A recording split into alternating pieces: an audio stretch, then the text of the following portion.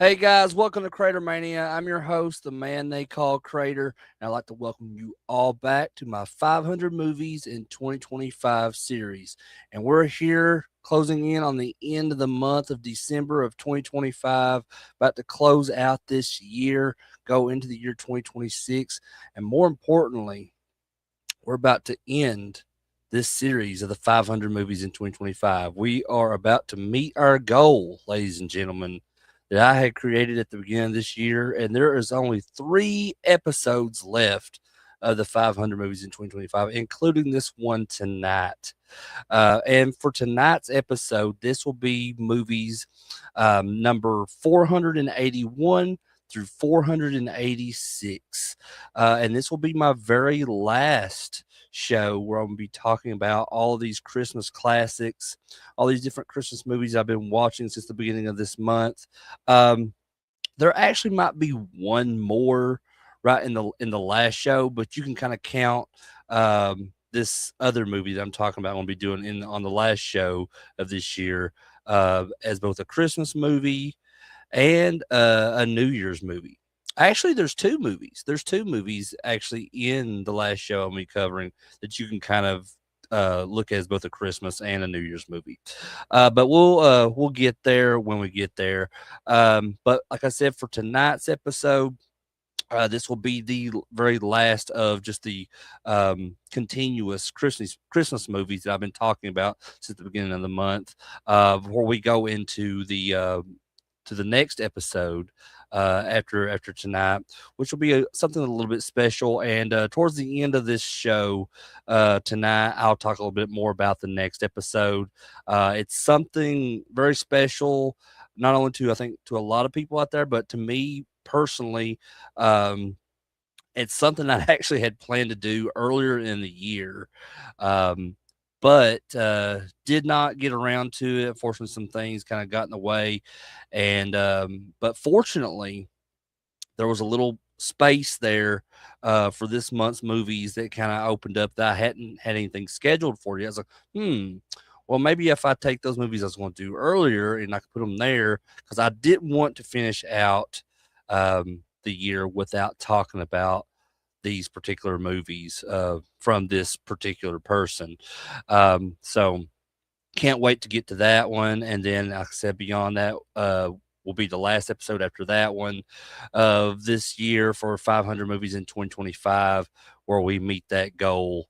And just again, thanks to everyone who has followed me on this journey since the beginning of this year. This is something I thought I would never do. Something I thought I would never be able to do, and let alone share it with people out there, of my feelings on these movies and everything. So and just also just I never thought I would be able to do a YouTube channel. I never thought that I would have the courage or the patience to kind of put myself out there and do a YouTube channel where I talk about different things. About with you guys, stuff that I love. And, I know a lot of this year, pretty much majority, of what I've done here on the channel, I have done a few wrestling videos and I did a couple convention videos, but most of my time on this channel this year, I have put, towards the 500 movies in 2025, and all my work that I've been, putting into these videos has just been around that. um, and I've had a few people ask me, what are you going to do for next year? I mean, are you going to do anything, something similar to this? Um, I'm really not sure yet. I'm still kind of like thinking about what kind of content I'm going to put out here on the channel in the next year. Um, but I give you guys my word on the last show of this year for the 500 movies in 2025. I will give you guys kind of a little brief outlook of what the channel is going to look like, going forward after this year. Um, but yeah, again, guys, just thanks so much for just people that have watched these videos, people that have supported me in this journey here on the channel, and just kind of putting my thoughts out there. Just something I've always wanted to do because I've just watched all these other people for years on YouTube and just kind of give their thoughts on things that they love, that I kind of share that love for. And I've always thought, man, I really want to do that. I want to go out there, give my thoughts on these things, and show how much I love this stuff.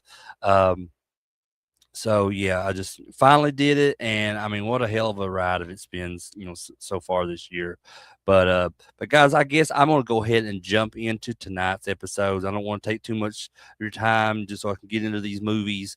I've got my Jingle All The Way shirt on now. We are talking about Jingle All The Way tonight as one of the movies for this episode. So I definitely had to wear this shirt. You got Arnold there, you got Sinbad down here.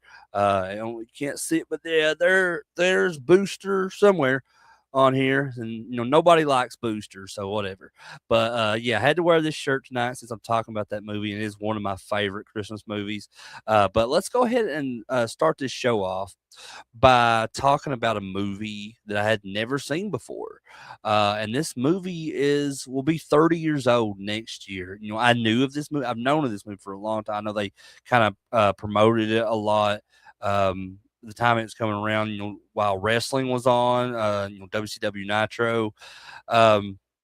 And, you know, I, I don't know why I haven't watched this movie, sooner than what I have, but particularly because this person that stars in this movie is somebody even though he's not super popular, even though he's passed away now, he in life towards the last several years of his life, he wasn't super popular amongst a lot of people. There's a lot of controversy surrounding him and everything, but I was always a fan of the guy, in wrestling, and I thought all his movies that I ever seen him in had this, very quirky charm about them. I mean, they weren't very good movies, but just I don't know. There's something about them that I always did like. And this first movie, so it kind of has this like charm about it. It's like these other movies this guy's been in, but this is not a very good movie at all. I don't really have a whole lot to say about this. I mean, I'll kind of go over this briefly, but I will say, as a longtime fan of not just Christmas movies, but just a lifelong huge fan of professional wrestling, and more importantly, the larger than life persona of Hulk Hogan. This movie from 1996 called Santa with Muscles. I approached it with this mix of like nostalgia and that curiosity. Um, that because I had never seen it before, but though I know what his other movies are like. I mean, I know that it kind of have this very weird charm to them, but they're not very good movies. Well, I can easily say that this movie is probably one of the absolute worst that he was a part of. I mean, but like I said, I approached it with kind of that curiosity and that a little bit of hope, that it would be great. But after all, I I was like, what could go wrong, with that blending charm of this Christmas movie with that iconic presence of the Hulkster? Well, the answer, tragically, is everything, because Santa with Muscles. First of all, it was directed by John Murlowski, and as I said, it stars Hulk Hogan in what should have been, this really super fun, whimsical role for Hogan. But instead, it stands as one of the most baffling pieces of shit movies when it comes to Christmas movies that I've probably ever seen. And, it was released to what was a brief 2-week theatrical run, before it just kind of vanished into obscurity forever, and rightfully so. But anyway, the film follows this character named Blake Thorne, who's played by Hogan. He's this self-obsessed millionaire who sells like fitness gear, and all this, this fitness like products. This just has his own face like plastered on everything. Of course, I mean, so he's a lot like Hulk Hogan anyway. That when if you want to be honest about it, but it's his life, takes this bizarre turn when um, he hits his head and like he kind of has this like brief little amnesia spell, and he's mistaken for Santa Claus after he's trying to escape from these police, and he ducks into this mall and he changes his clothes into this Santa Claus outfit, so he's mistaken for this mall Santa, and the whole story is just a convoluted mess, straight from the outset. So, we're introduced to this town that is under siege by this evil scientist, Ebner Frost, who was played by Ed Begley Jr. Yeah, and he for reasons that's never adequately explained, is is buying up all these small businesses to presumably turn this town into some kind of dystopian fitness spa or something. I'm not sure. Um, so there's an orphanage in this town, and this orphanage is home to these three kids, including a young Mila Kunis, which was her film debut. And this is a few years before she started doing that '70s show, which, ironically enough, Don Stark, who played Bob Pinciotti on that '70s show, is also in this film. Um, but anyway, like that's I'm saying, that the orphanage is the last holdout in this town, and it's defended only by like the sentimental value, and this shoemaker, um, named Mr. Rennie or something like that. But so enter Blake Thorne, Hogan's character, who after this kind of paintball escapade and this chase from the police, and then the whole garbage chute, um, that he goes down and hits his head and has the concussion, and like I said, he is he's convinced by this scheming guy who's dressed as one of the mall elves, which is his name's Lenny, and that's Don Stark's character. And Lenny is trying to convince Blake that he's Santa, and from there, this movie kind of descends into this surreal, almost like fever dream, where identity and these magic crystals and this father son estrangement are just treated with this emotional depth of like a like a cereal commercial or something. So, like I said, as a Christmas movie fan, I value that those elements of like thematic warmth and emotional sincerity, and that sense of wonder when it comes to Christmas movies. The kind of spirit that defines classics like It's a Wonderful Life or Home Alone or Muppet Christmas Carol or any of the other Christmas movies I've talked about here in the past couple of weeks. Even modern guilty pleasures like Elf, which is another one of the movies we'll be talking about tonight. Um, Santa with Muscles delivers none of that. None of it. Instead, it offers this kind of cynical, shallow, and just totally incoherent story that feels like it was stitched together from like discarded scripts from the 1980s or something, and just or even like a low budget like Hallmark movie pilot or something. I mean the children here, the child actors in this movie are absolutely underutilized. The dialogue is just painfully wooden all throughout it, which is kind of normal for Hulk Hogan and his movies, which is so that does kind of a bit of a little bit of a charm to it, but just the humor in this though is just kind of rooted in a lot of these dated stereotypes and just lazy physical gags. Um, And Brutus Barber Beefcake actually has a cameo in it too, where he's like this like sumo bodyguard guy or something. I don't know. He's only in it for like 5 seconds, but the it's the whole, the idea of this muscle bound Santa, played by Hogan, battling these criminals. It should be fun, but instead it's just kind of very awkward and just poorly choreographed all throughout. And it doesn't have that charm that I'm talking about when it comes, to Hogan's other movies. I mean, because his other movies they're very campy. They're not really good movies or anything, but they just have this likable, aspect about them that makes you, have fun, like No Holds Barred, Suburban Commando, and Mr. Nanny, and movies like that. Like I said, they're not very good movies, but they're fun at the same time. You know what I mean? But this movie, Santa with Muscles, doesn't really have that at all. Um, and just as a Hulk Hogan fan, as a professional wrestling fan, um, it just feels like a gut punch, sort of like I said, because it's nothing like those other campy movies that Hogan was in.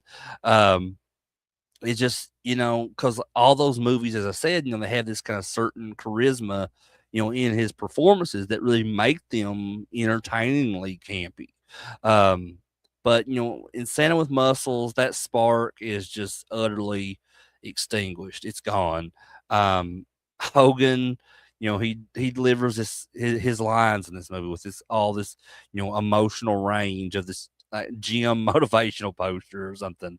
His performance, now, it isn't like terrible.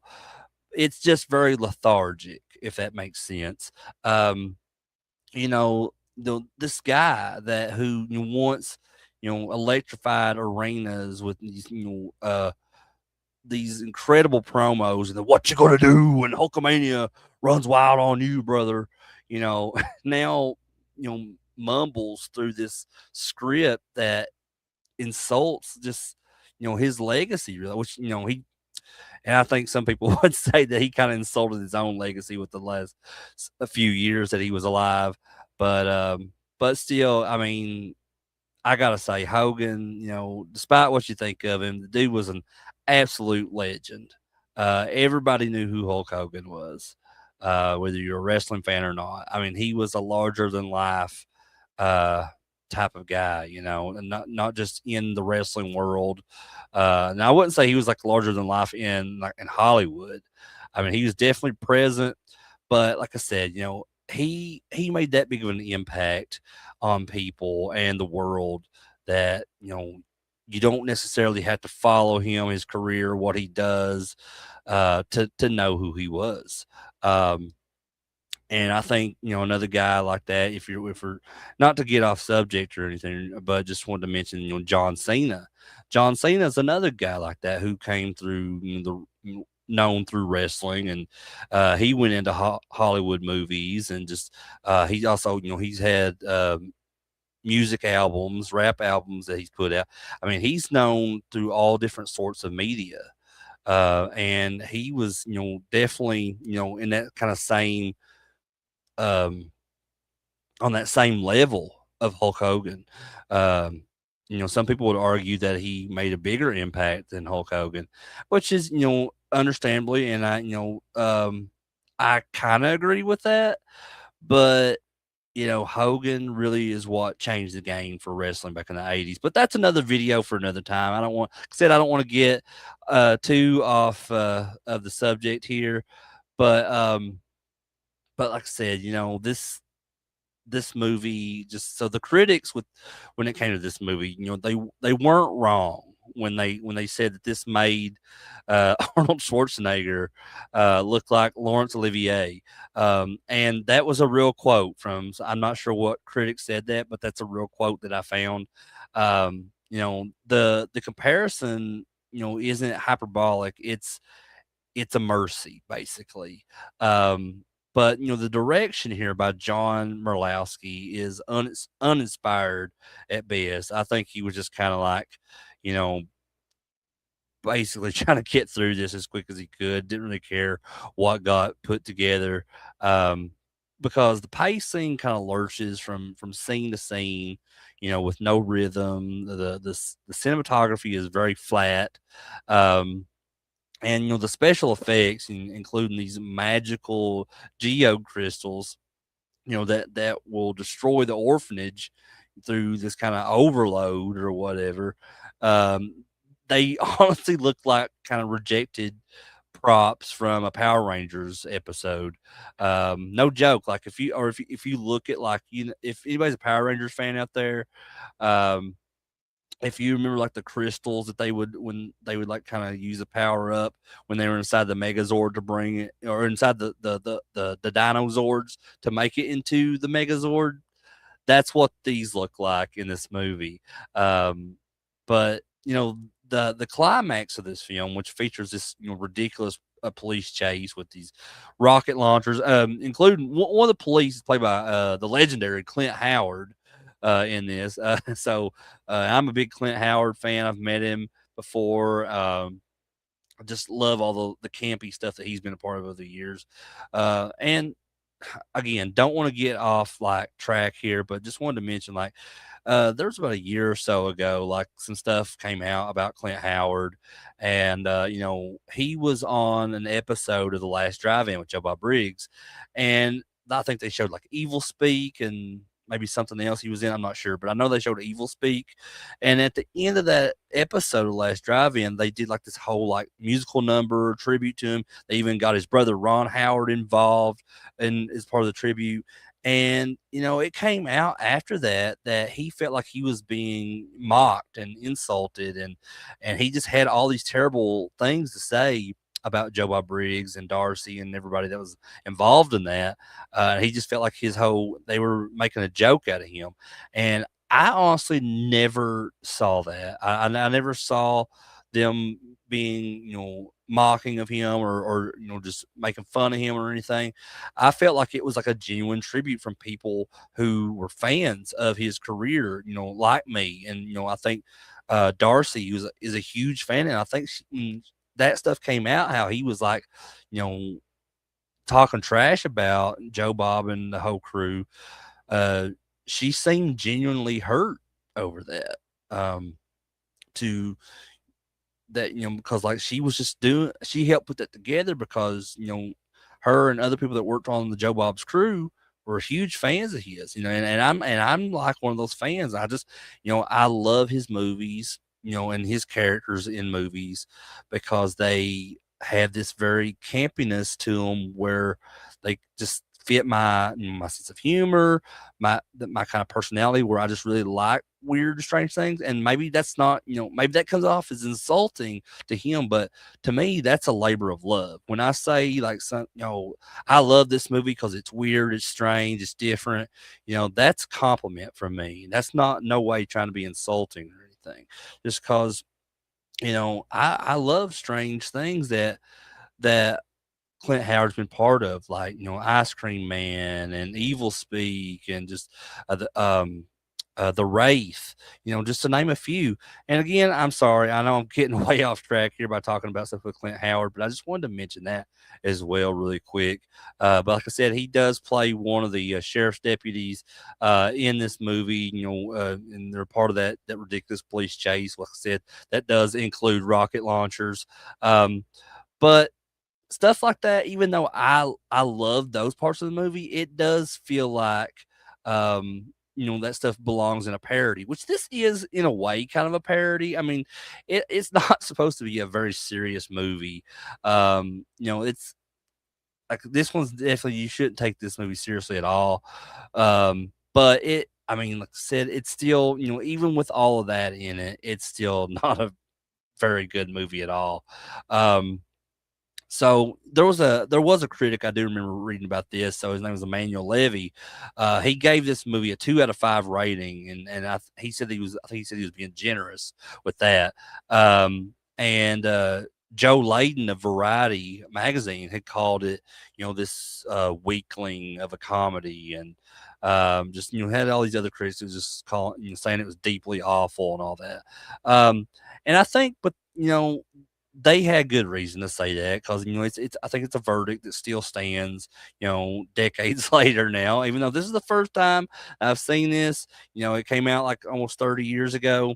Um, I can definitely understand, where those critics are coming from. It's not a lot. You if you've watched my stuff in the past, you'll know that I don't agree with critics most of the time, but this time around, I think I'd have to. Um, and I was did a little bit more research on it too, and it does rank among IMDb's bottom 100 movies. It has been named one of the worst children's films by Total Film. And it sits alongside movies like Santa Claus Conquers the Martians and the Star Wars Holiday Special. That's one I should have done this year. I should have done the Star Wars Holiday Special. Maybe next year. We'll see.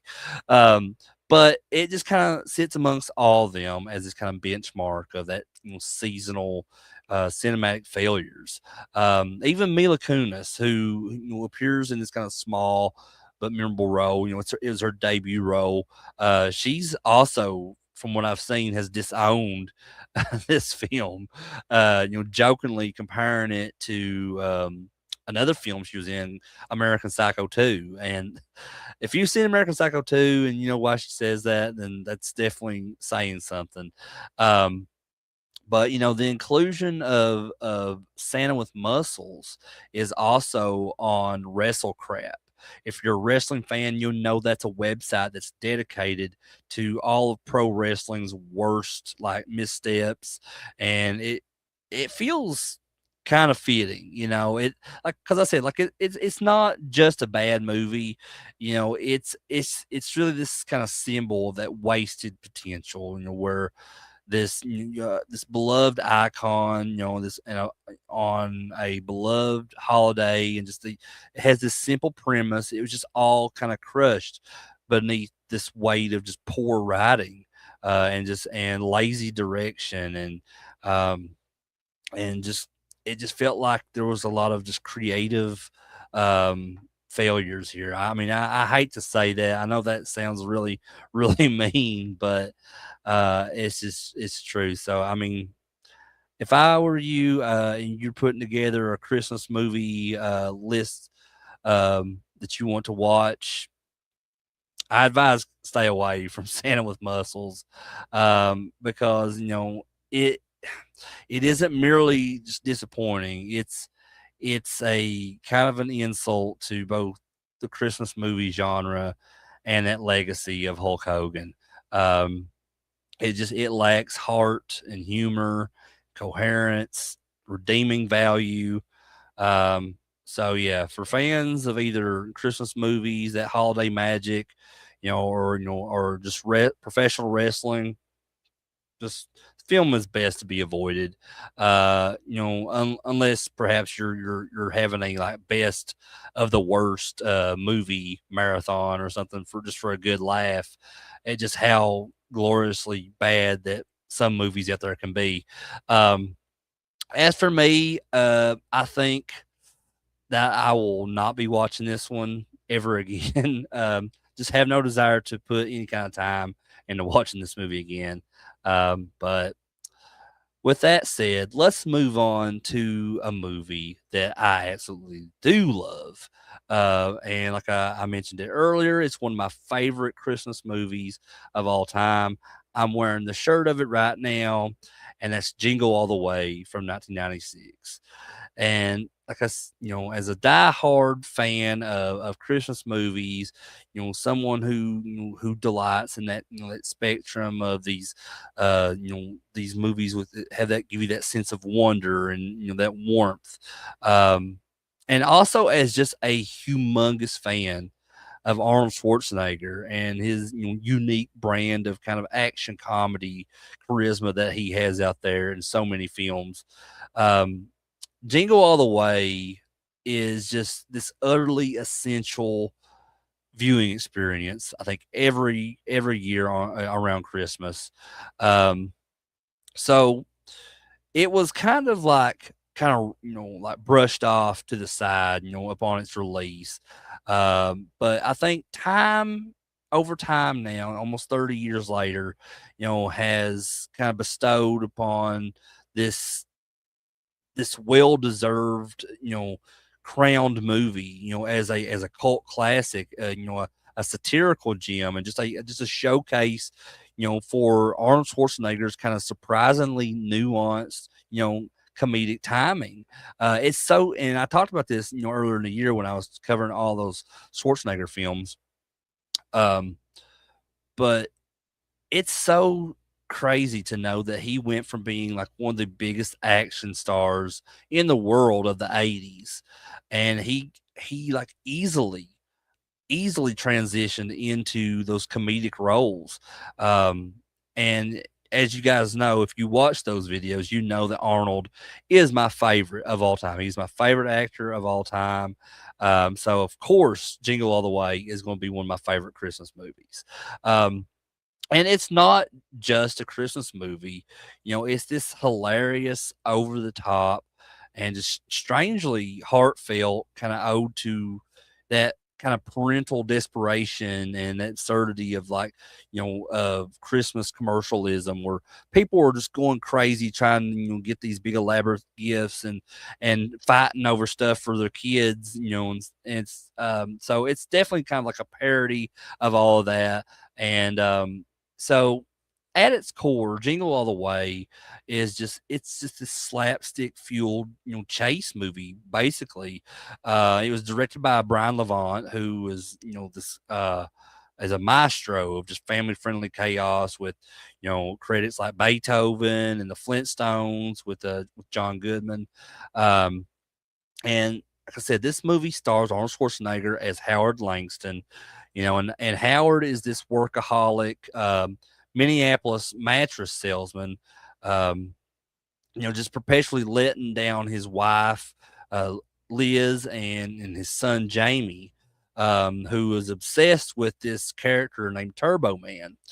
And Howard, has this perfectly annoying neighbor too, who is the smarmy divorced Ted Malton, who's played by the late great Phil Hartman, who was also, known for a lot of his voice talent on The Simpsons and Saturday Night Live and several other things out there.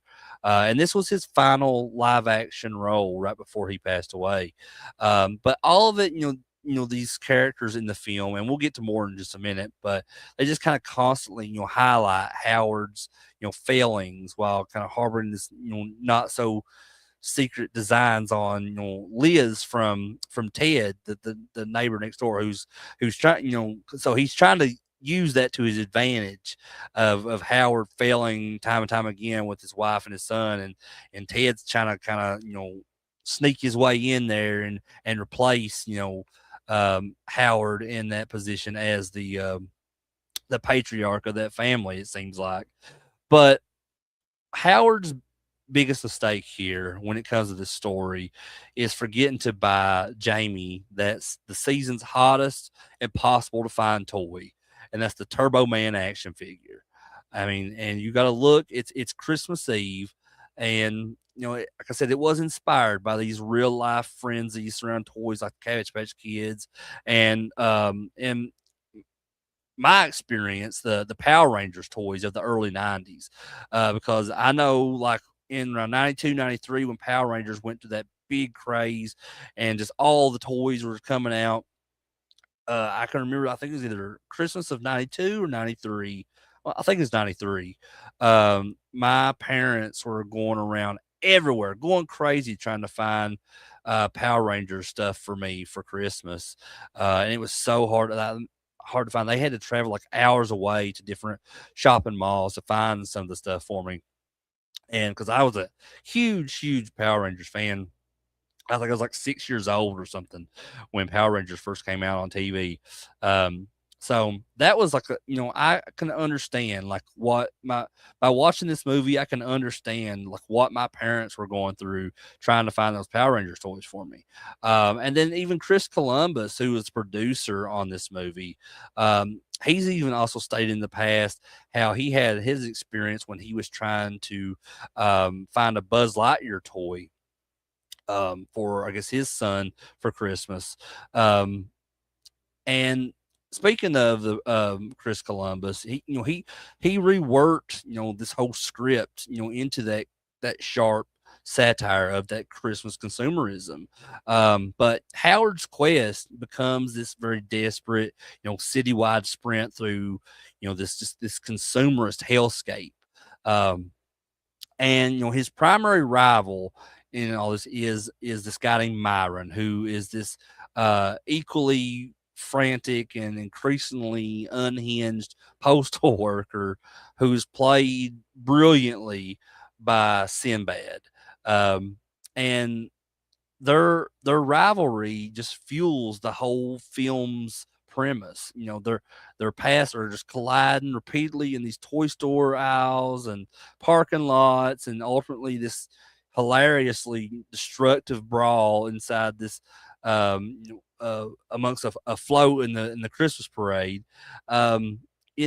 And also, I mean, even though Sinbad wasn't a part of this one scene, which was the whole fake Santa warehouse operation, that was a big scam.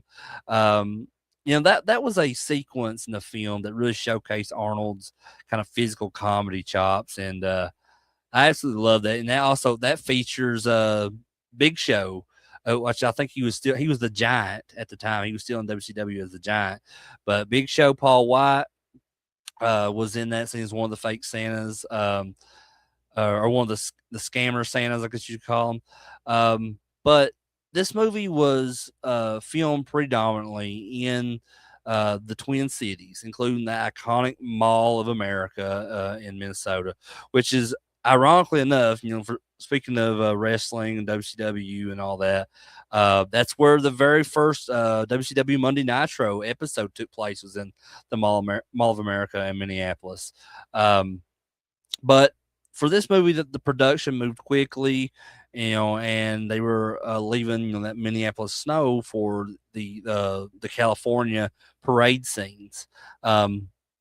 But the resulting film is just this kind of whirlwind of just escalating stakes. Near arrests, a disastrous radio contest hunt that ends with Sinbad unintentionally delivering this fake bomb, and just like I said, there's all these scammer Santas, and Howard is hitting rock bottom after yelling at his son, over the phone. Well, he didn't yell at Jamie yelled at him, but so the story kind of barrels headlong towards that the city's the extravagant holiday parade, and it really sets the stage for just this very absurd climax. It's here that the film, I think, delivers some of its most iconic moments. So Howard, who was mistaken for the actor that's going to be in the Turbo Man suit during the parade, uh, they put him in this costume, and he gets his moment of redemption.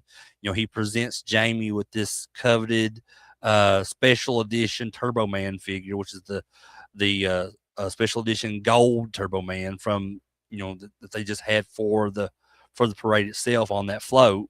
But all this happens only for Myron, who is dressed as Turbo Man's nemesis, Dementor, to crash this whole party. And what follows is this kind of superhero battle on these parade floats. And, it's Schwarzenegger versus Sinbad in this kind of Power Rangers esque, um, you know, chaotic battle. And it's a battle for, redemption. And then, and Jamie also realizing his dad being Turbo Man was really the real gift here. And I absolutely love that whole ending scene with that.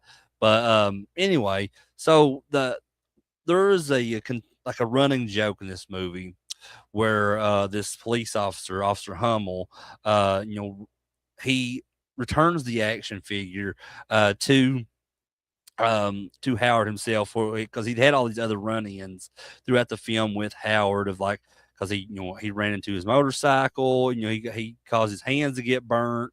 He was the one that got a hold of the bomb, and he's like, "Oh, it's not real," but it actually was real. And he gets blown up, but somehow he still lives after getting blown up from that bomb.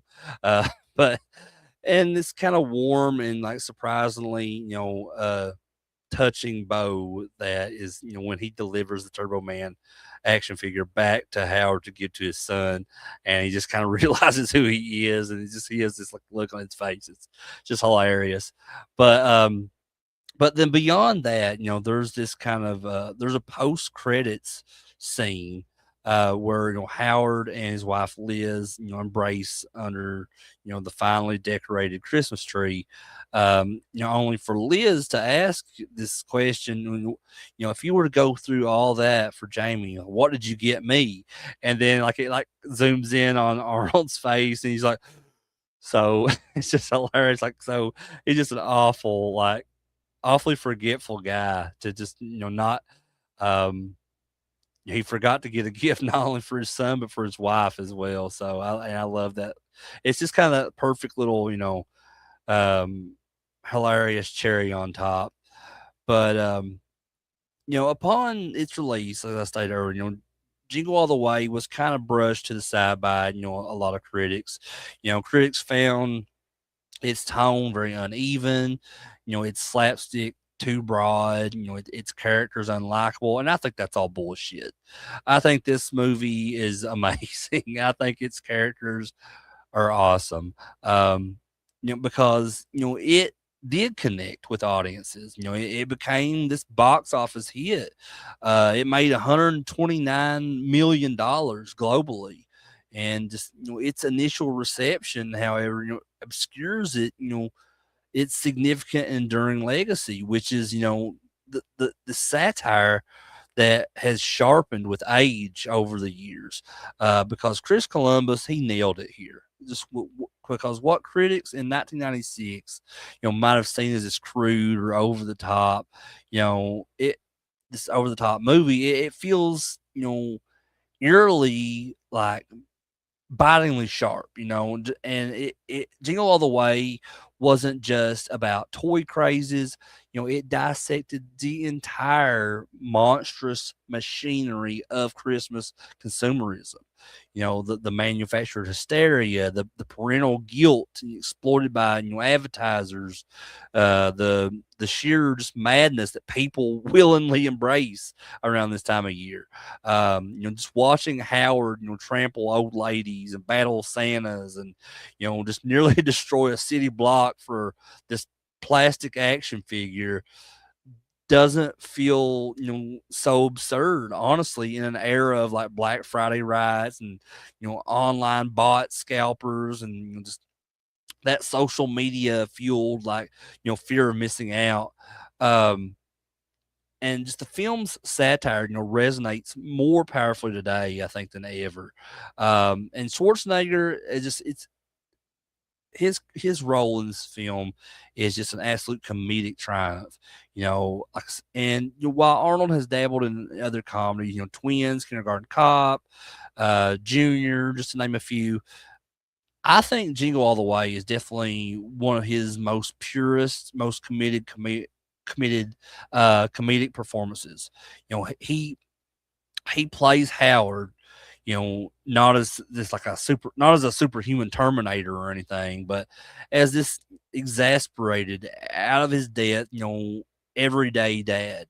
Um, and just his signature, Austrian accent. Put the cookie down now, and just he got two. Just certain lines in the film, it leaves me like cracking up every single time. Um, and then on top of that, that just imposing physique that he always brings to the table, it just becomes these sources, of comedy rather than intimidation.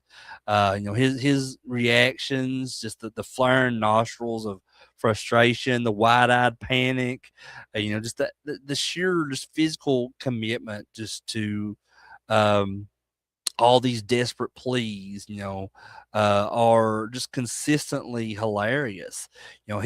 He perfectly, embodies that ridiculousness, of the whole situation of, while just retaining this kind of core of relatable, paternal love. Um, and then let's talk about Sinbad. So Sinbad matches Arnold here beat for beat too, and that's what makes this movie so great is just the chemistry between these two guys. So his character Myron, starts slightly annoying, but just kind of descends into this magnificently deranged obsession. Um, and he's like, "What's it? What is he say?" He says, "I'm not a pervert. I'm just looking for a Turbo Man doll." It's just this whole this manic energy and uh these exasperated rants, just that escalating rivalry with Howard. It all provides, I think, the movie's most consistently laugh out loud moments. Anybody that puts this movie down really needs to rewatch it from a different perspective because I love this movie. But Sinbad, just his eventual transformation into Dementor at the end of the movie, amongst the battle, amongst the parade floats, it's just pure comedic gold, man. And I have to also mention Phil Hartman again too. Just he is the perfect like asshole villain guy that you absolutely hate in this movie, even more than Myron.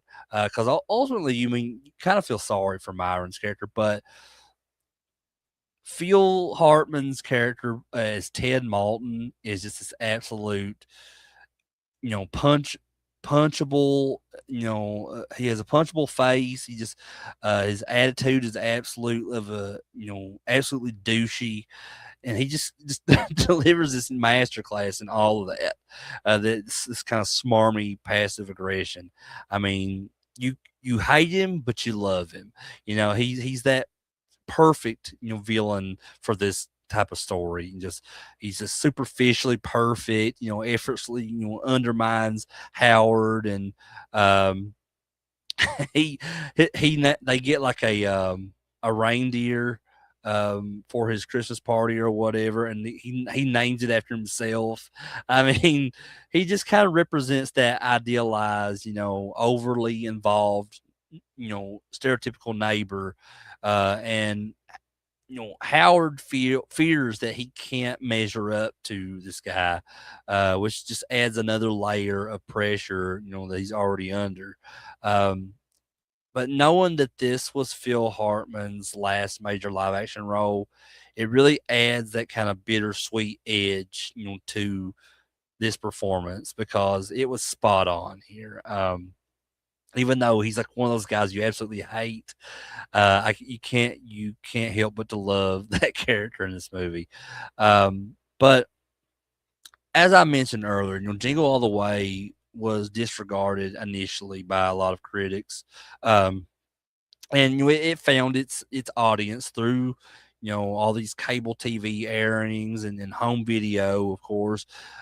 Just its over the top moments, and these quotable lines, and just that sheer unabashed chaos. It really cemented its status as a so bad it's good. But I wouldn't even say that. I just think this is just a genuinely good movie. I think it's freaking great. It's an absolute classic to me, and um, I just think all of that, kind of stuff that was put out there early on by critics, it just kind of gave a lot of people this, expectations of it, and it was just was really kind of buying into that and feeding off of that. And so people out there that say this is a bad movie or terrible or whatever is just I just think that's crazy to me, because over time, appreciation has grew for this from so many people. I mean, it's cool enough for people, to put out merchandise of it, obviously. So, I mean, and then just a few years ago, they reproduced the Turbo Man action figures. I mean, they were everywhere, like at Walmart's and other stores. So there's a lot of nostalgia surrounding this film. Um, and like I said, that appreciation has just grew over the years, for that kind of intentional satire that it brings, and these very committed performances from Arnold and Sinbad and Phil Hartman, and just to name a few, and it just has that very genuine heart to it. Behind the whole story of it, it transcended, I think, guilty pleasures to just become this beloved, holiday tradition for millions of people. Um, And the film, it will constantly pop up in cultural discussions, especially around Christmas, and the whole shopping frenzy stuff that's going on. And there's memes out there, there's GIF images, just tons of quotes that just kind of permeate social media every year surrounding this film. I really think that makes it this shared cultural touchstone for generations who remember that stress of hunting for this elusive toy or whatever Christmas gift. Um, and there was a sequel that came out of this. I think it was in 2014, and it starred Larry the Cable Guy. But I've never seen that one. Don't really have any desire to see that because I'm not a Larry the Cable Guy fan.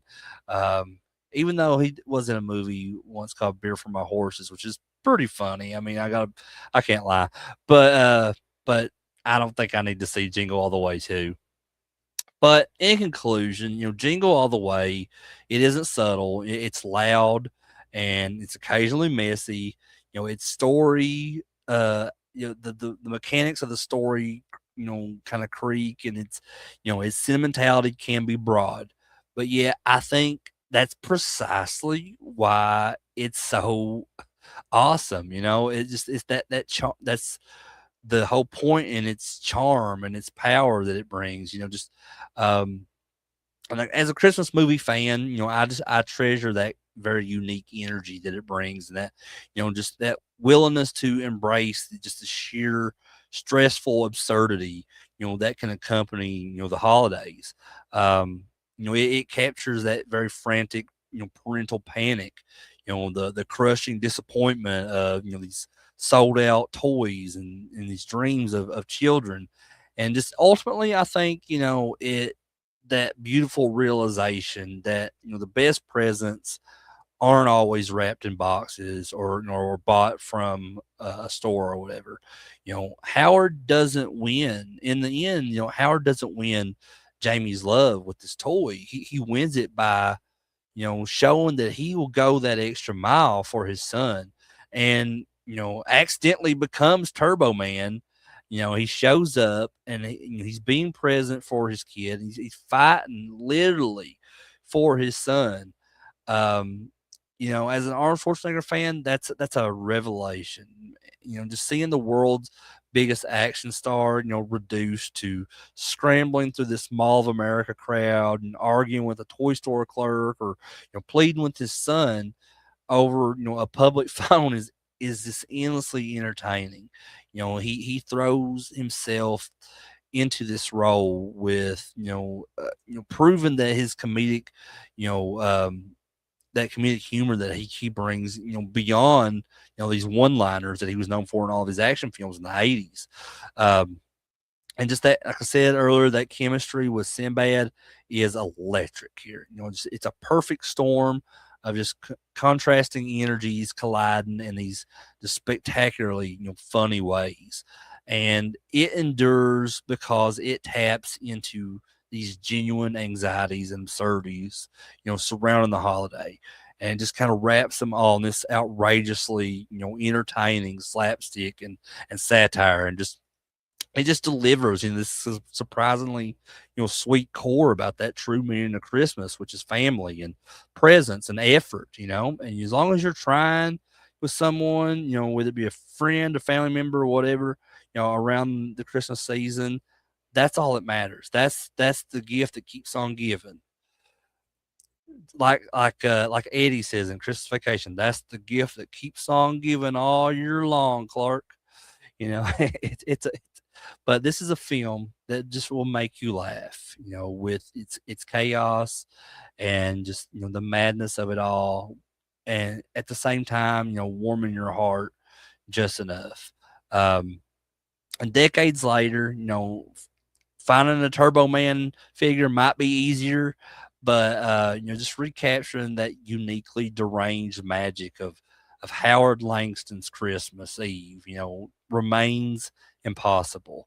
So every December, I gladly watch this movie every year, ready to jingle all the way once more. It's turbo time indeed. And Arnold and Sinbad created not just a Christmas movie, but just this hilarious, heartfelt, and enduringly relative, um, phenomenon. So, absolutely, if you've not watched Jingle All the Way yet, go watch it as soon as this stream is over. I demand it. But that leads me to the next film on this list. So I talked about the man that directed this next film. I actually talked about him a little bit earlier, as he is the brother of Clint Howard, and that's Ron Howard. And I knew Ron Howard from a very very early age. My dad was a huge Andy Griffith Show fan, where he played Opie Taylor on the show. And honestly, when I was growing up, I didn't really care for Andy Griffith Show. Um, it wasn't until I was much older, and I got with Candace, and she was a big fan of it. Her family was a big fan of Andy Griffith Show. And I got to watching the show with her and her family, and it gave me this whole new appreciation for the Andy Griffith Show. And we've actually been to the town that inspired Mayberry, which is in North Carolina. It's called Mount Airy, North Carolina, and where they had like the whole town is basically looks like Mayberry on the show, and then they have like an Andy Griffith Museum there, and like little Andy Griffith like shops in town, and there's different like places that are kind of made up to look like locations in the show. Um, it's really cool. And aside from the Andy Griffith Show, I was a big Willow fan, the movie Willow, which I did cover earlier this year on the channel. Um, Amongst so many of other things by Ron Howard is a legend. And as a lifelong fan of Christmas movies, and someone who has covered stuff from Bedford Falls in It's a Wonderful Life to the Chicago Chaos with Kevin McAllister and the Home Alone movies. I hold also a special place in my heart for a place called Whoville. And that's right, from Dr. Seuss's timeless tale of redemption, How the Grinch Stole Christmas, starring Jim Carrey from the year 2000.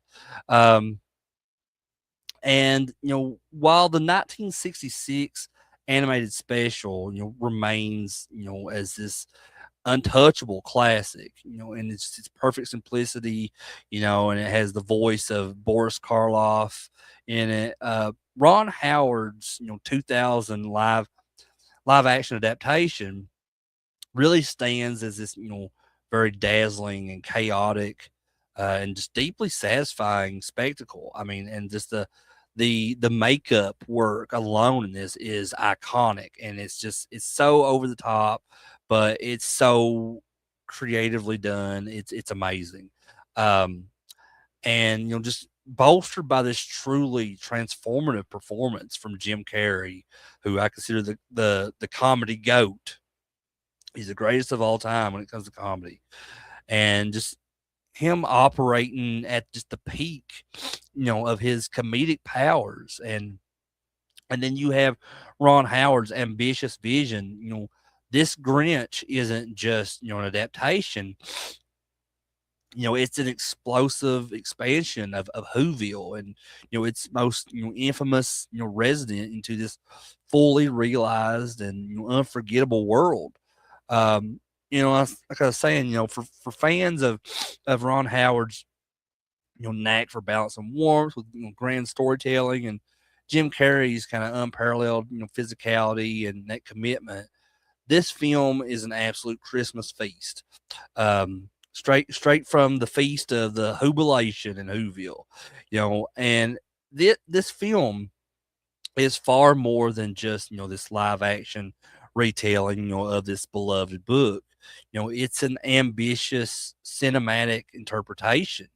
Just an explosion of like this Dr. Seuss like imagination, rendered physically.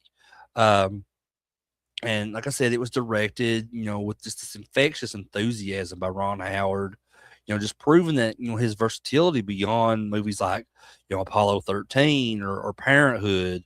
and it was written by Jeffrey Price, and the film serves as the first feature length live action adaptation of any Dr. Seuss work. So beyond this, we would also get Cat in the Hat starring Mike Myers, but we don't need to talk about that one. But anyway, this movie was narrated by Anthony Hopkins. That's right, Hannibal Lecter himself did the narration for this, and um, the Grinch is, he's this profoundly misunderstood, green furred creature living in isolation up on Mount Crumpet. And he kind of harbors this seething hatred, for the whole Christmas holiday, emanating from the, cheerfully oblivious Who's of Whoville far below. And his plan is to literally steal Christmas. Um, and what sets this version apart from the original animated classic is just this extensive world building and the backstory. Because if you know the animated classic I'm talking about, it doesn't last very long. I mean, they had to push this story out somehow. So there's a lot of creativity within the story here for the live action film. We don't just see the Grinch steal presents. We kind of delve into why his heart is two sizes too small. And the film kind of explores his traumatic childhood in Whoville. He was rejected and mocked for his appearance, and that his kind of outsider nature, particularly by the cruel Augustus Mayhew, who ends up becoming the mayor of Whoville as an adult. And the Grinch kind of nurses this, this tender, but thwarted affection for this kind little girl named Martha May Huvier. Um, so there's a very pivotal, painfully, humiliating incident that happens when the Grinch tries to shave as a kid, and this really becomes the whole catalyst for his retreat to the mountain. Um, and this kind of added dimension, provides this very crucial context, for his bitterness, just making his eventual, redemption far more resonant. It transforms him from this kind of simple curmudgeon into this tragically misunderstood figure, warped by trauma and rejection. Um, Ron Howard, and just his masterful production team here, um, including future Oscar winners Rick Baker for this legendary prosthetic makeup here, and just they didn't just create Whoville, they built it with this staggering detail.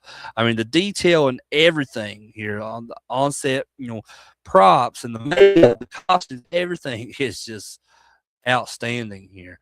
Every candy cane striped lamppost, every impossibly curved house, every ridiculously, Dr. Seuss like hairstyle and costume.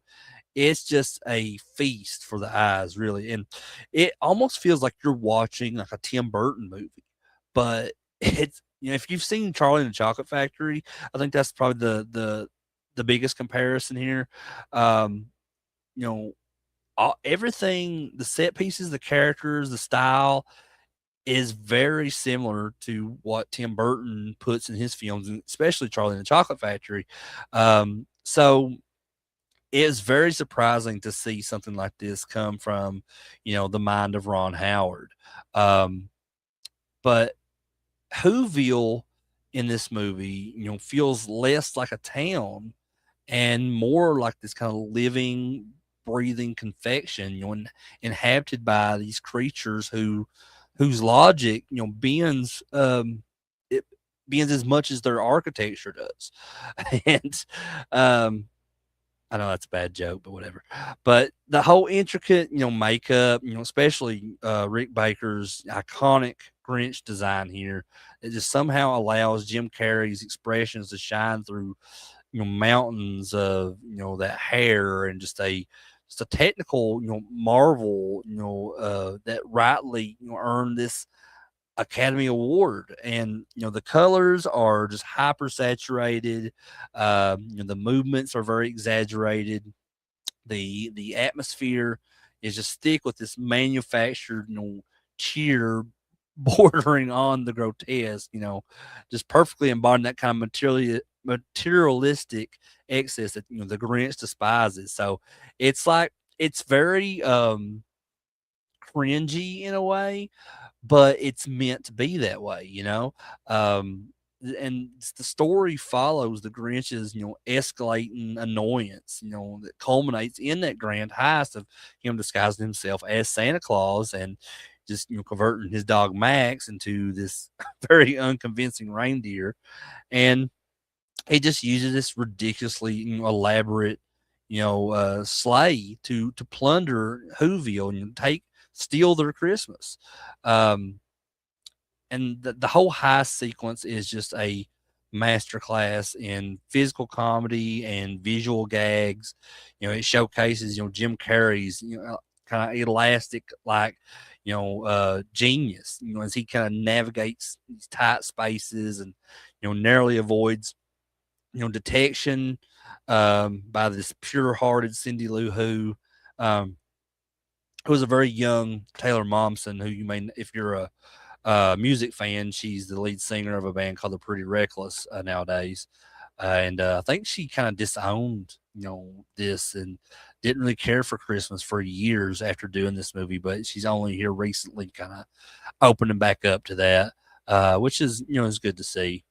But the film's unwavering belief that the Grinch's heart can change, um, is that belief from Cindy Lou Who, and just um, that the whole emotional core really rests on that awakening from her with the Grinch himself, um, and it's with everything that's going on with the Mayor Augustus Mayhew, just continuing this cruelty by trying to make a joke out of him by making him the cheermaster, amongst the jubilation celebration. It really just drives the story, beyond the simple theft, because he wants this revenge against Augustus, and this is the biggest thing that he can think of to do, and so it all culminates on Christmas morning, not in despair, but in this kind of powerful reaffirmation, of the book's timeless message. And it's when the Who's, who are led by Lulu Who, it's Cindy Lou Who's dad, chooses to sing together despite having nothing physical left. The Whoville's kind of community spirit, it echoes up the mountain, and that is the moment that cracks the Grinch's, you know, uh, two sizes too small heart, and causes it to grow and grow. His heart grows. Was it 2 or 3 times the size that day? And just his realization, that Christmas, came without ribbons, came without tags, came without packages, boxes, or bags, is profound. It's followed by this genuinely, thrilling action sequence, as his newfound strength and heart saves Cindy Lou and all these stolen gifts. Um, so his return, along with Cindy and Max to Whoville, delivering this very awkward, heartfelt apology. I'm sorry, and just an integration into the community, especially his reconciliation with Martha May. It really kind of provides this very warm, cathartic, message that's essential to any great Christmas story. Um, and this movie was more than just box office gold. Despite the sadly mixed reviews upon its release, which is pretty normal with most films. Just because critics were just kind of often overwhelmed or put off by just the sheer over the top antics in the film. Um, I think that the film's kind of cultural and financial impact is undeniable, though, and it's very enduring. It wasn't just a hit; it was the highest-grossing film of the year 2000 domestically, and I think it remains, the second highest-grossing holiday film of all time worldwide, behind Home Alone. So, it's $350 million haul against a $123 million budget really signaled this massive audience, appetite for a big budget, visually imaginative, family film, around the holidays. Um, and this is another one that I celebrate by watching, every single year around Christmas. Um, and if you look at, like I said, you're talking about the success, that this film had. The Academy rightfully honored Rick Baker's groundbreaking makeup. With the Oscar for best makeup and hairstyling. Nominations for best production design and best costume design.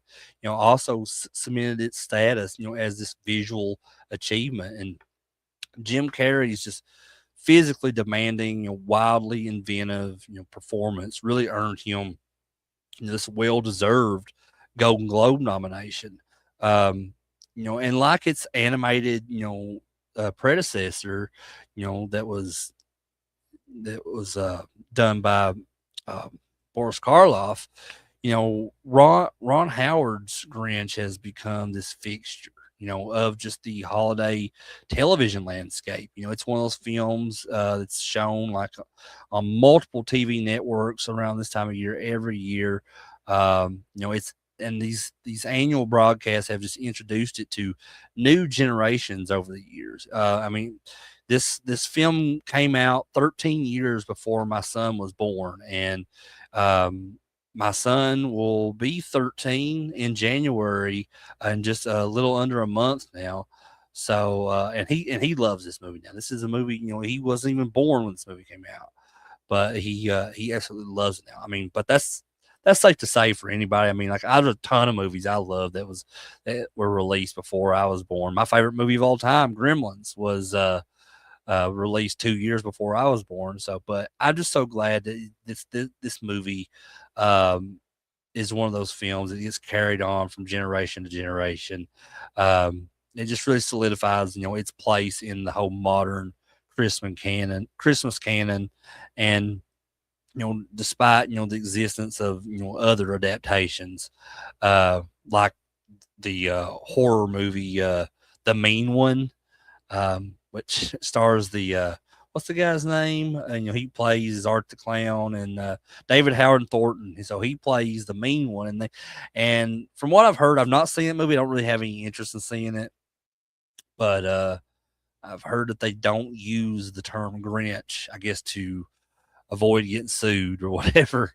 But yeah, there's a lot of just adaptations out there, of the Grinch, including also there's like some newly animated ones from Illumination Studios, the same studio that puts out like the Despicable Me and the Minions movies. I think they also did like the Lorax as well, which was another Dr. Seuss story.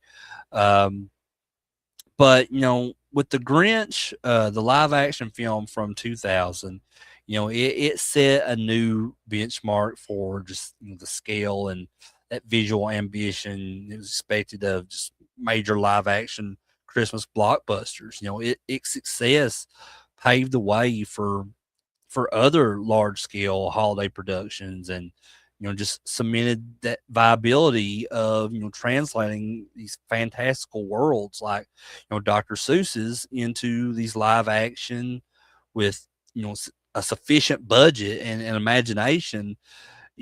So of course they're going to come out looking incredible and just a very visual feast. And for a whole generation when this was released, so like I was about 14, I think, when this movie came out.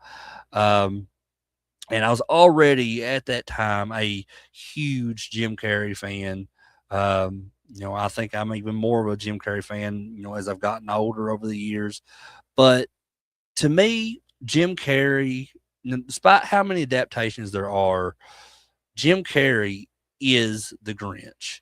His performance is just so uniquely committed and layered here, just moving seamlessly from these scene chewing rage and wicked humor just to moments of touching vulnerability and childlike confusion that it overshadows almost any other interpretation, even the classic animated special from years prior. Um, and for fans of Jim Carrey, this remains a pinnacle of just his transformative abilities. And similarly, Ron Howard's direction in balancing, this kind of madcap chaos with just genuine heart, and it really became this reference point for his later diverse projects. And I guess I also should mention that his brother Clint Howard, that I talked about a little bit earlier, is also in this film as the mayor's assistant, and he has some pretty hilarious moments in the film as well. But to talk about something that's has been like this kind of argument amongst some people over the years, the film shrewdly expands on Dr. Seuss's critique, of Christmas materialism, the over the top, decadence of Whoville's celebrations, the mayor's crass commercialism, and the Grinch's specific trauma that's tied to, a defective gift. Uh, it all really sharpens, the film's kind of underlying message about, finding the spirit, beyond all that stuff. Um, but I guess in conclusion, How the Grinch Stole Christmas is not a subtle film. It's loud, garish, chaotic, and just unapologetically over the top. Um, and that's precisely, I think, its strength and that enduring charm that it brings. Ron Howard just took a gigantic swing here, just embracing, the limitless, absurdity of Dr. Seuss's world while, anchoring it with this kind of genuine emotional stakes and particularly the Grinch's backstory.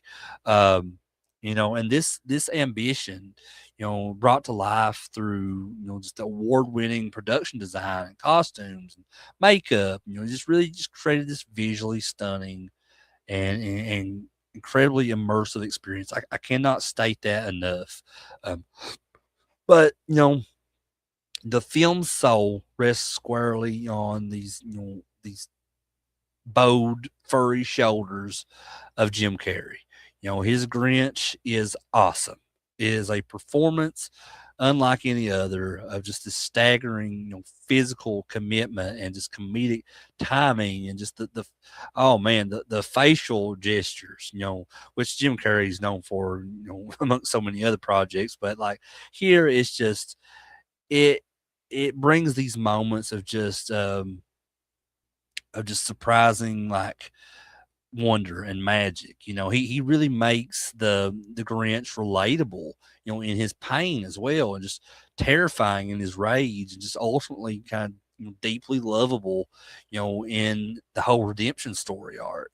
Um, for fans of Christmas movies, I think it offers just a perfect blend of spectacle and genuine heart and just that essential reaffirmation, of that holiday spirit.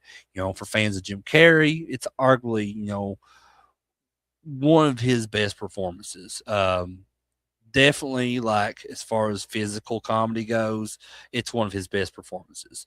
It's a showcase of just every wild talent, in his arsenal held together by, this sheer force of will.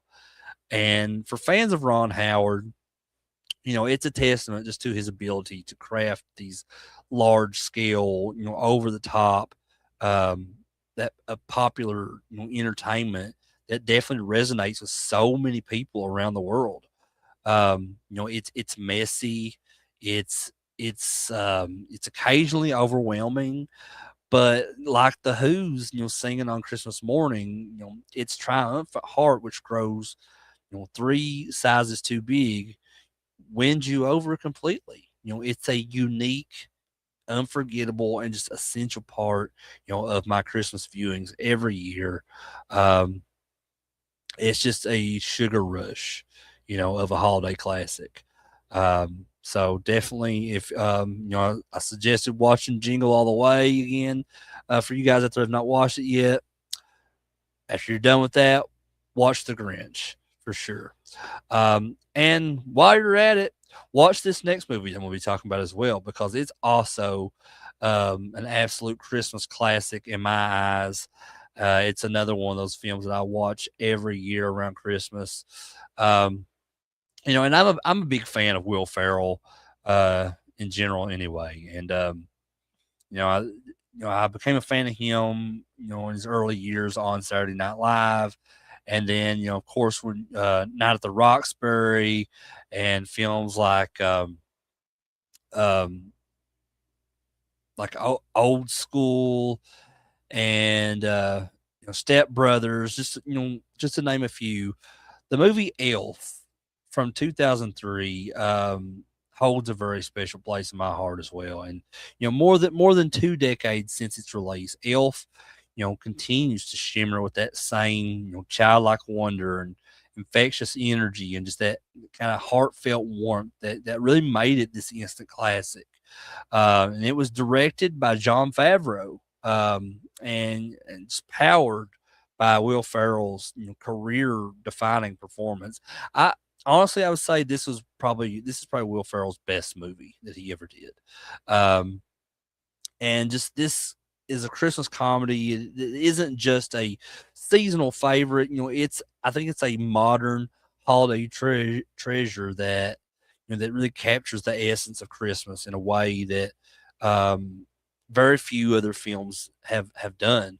Um, so Elf, it blends that fantasy and that humor and just emotional sincerity into this kind of cinematic candy cane of pure joy or something. Then the film follows Buddy the elf, played by Will Ferrell.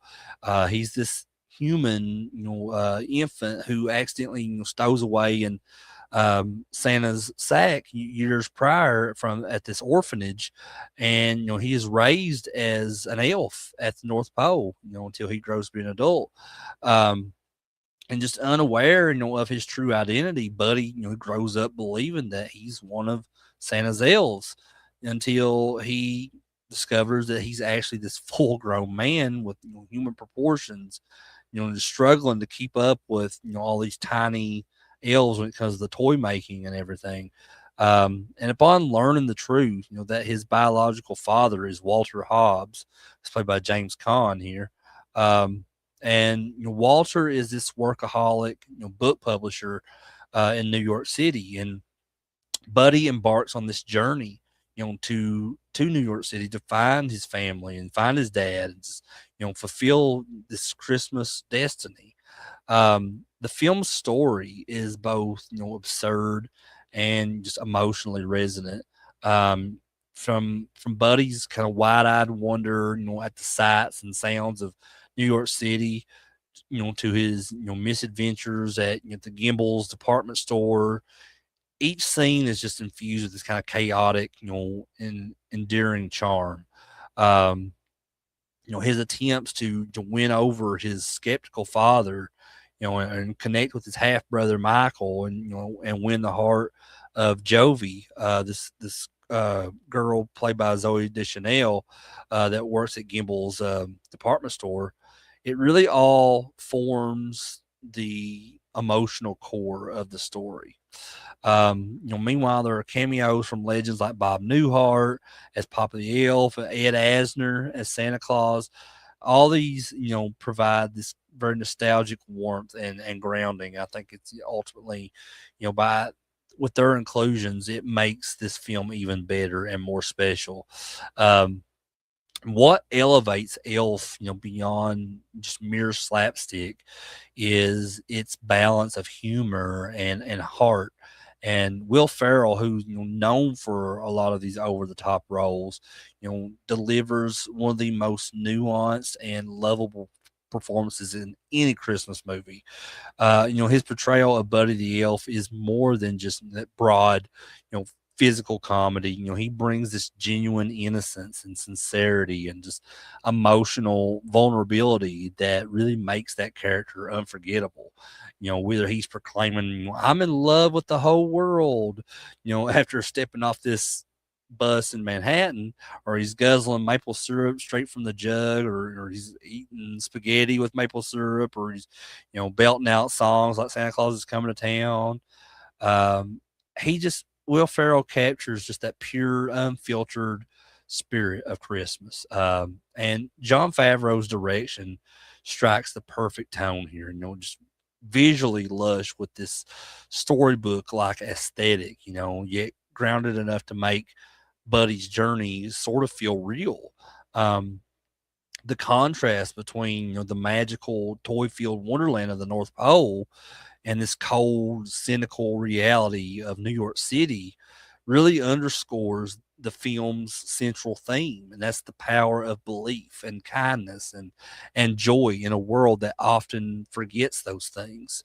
Um, and the script by David Barenbaum is very sharp here, and just very clever, and just it's rich with these quotable lines, like when he's calling out the mall Santa, and when which is I think it's played by Artie Lang, I'm not sure, but he's up in his face like, you sit on a throne of lies, and or he's telling how he's always taught at the North Pole the best way to spread Christmas cheer is to sing loud for all to hear.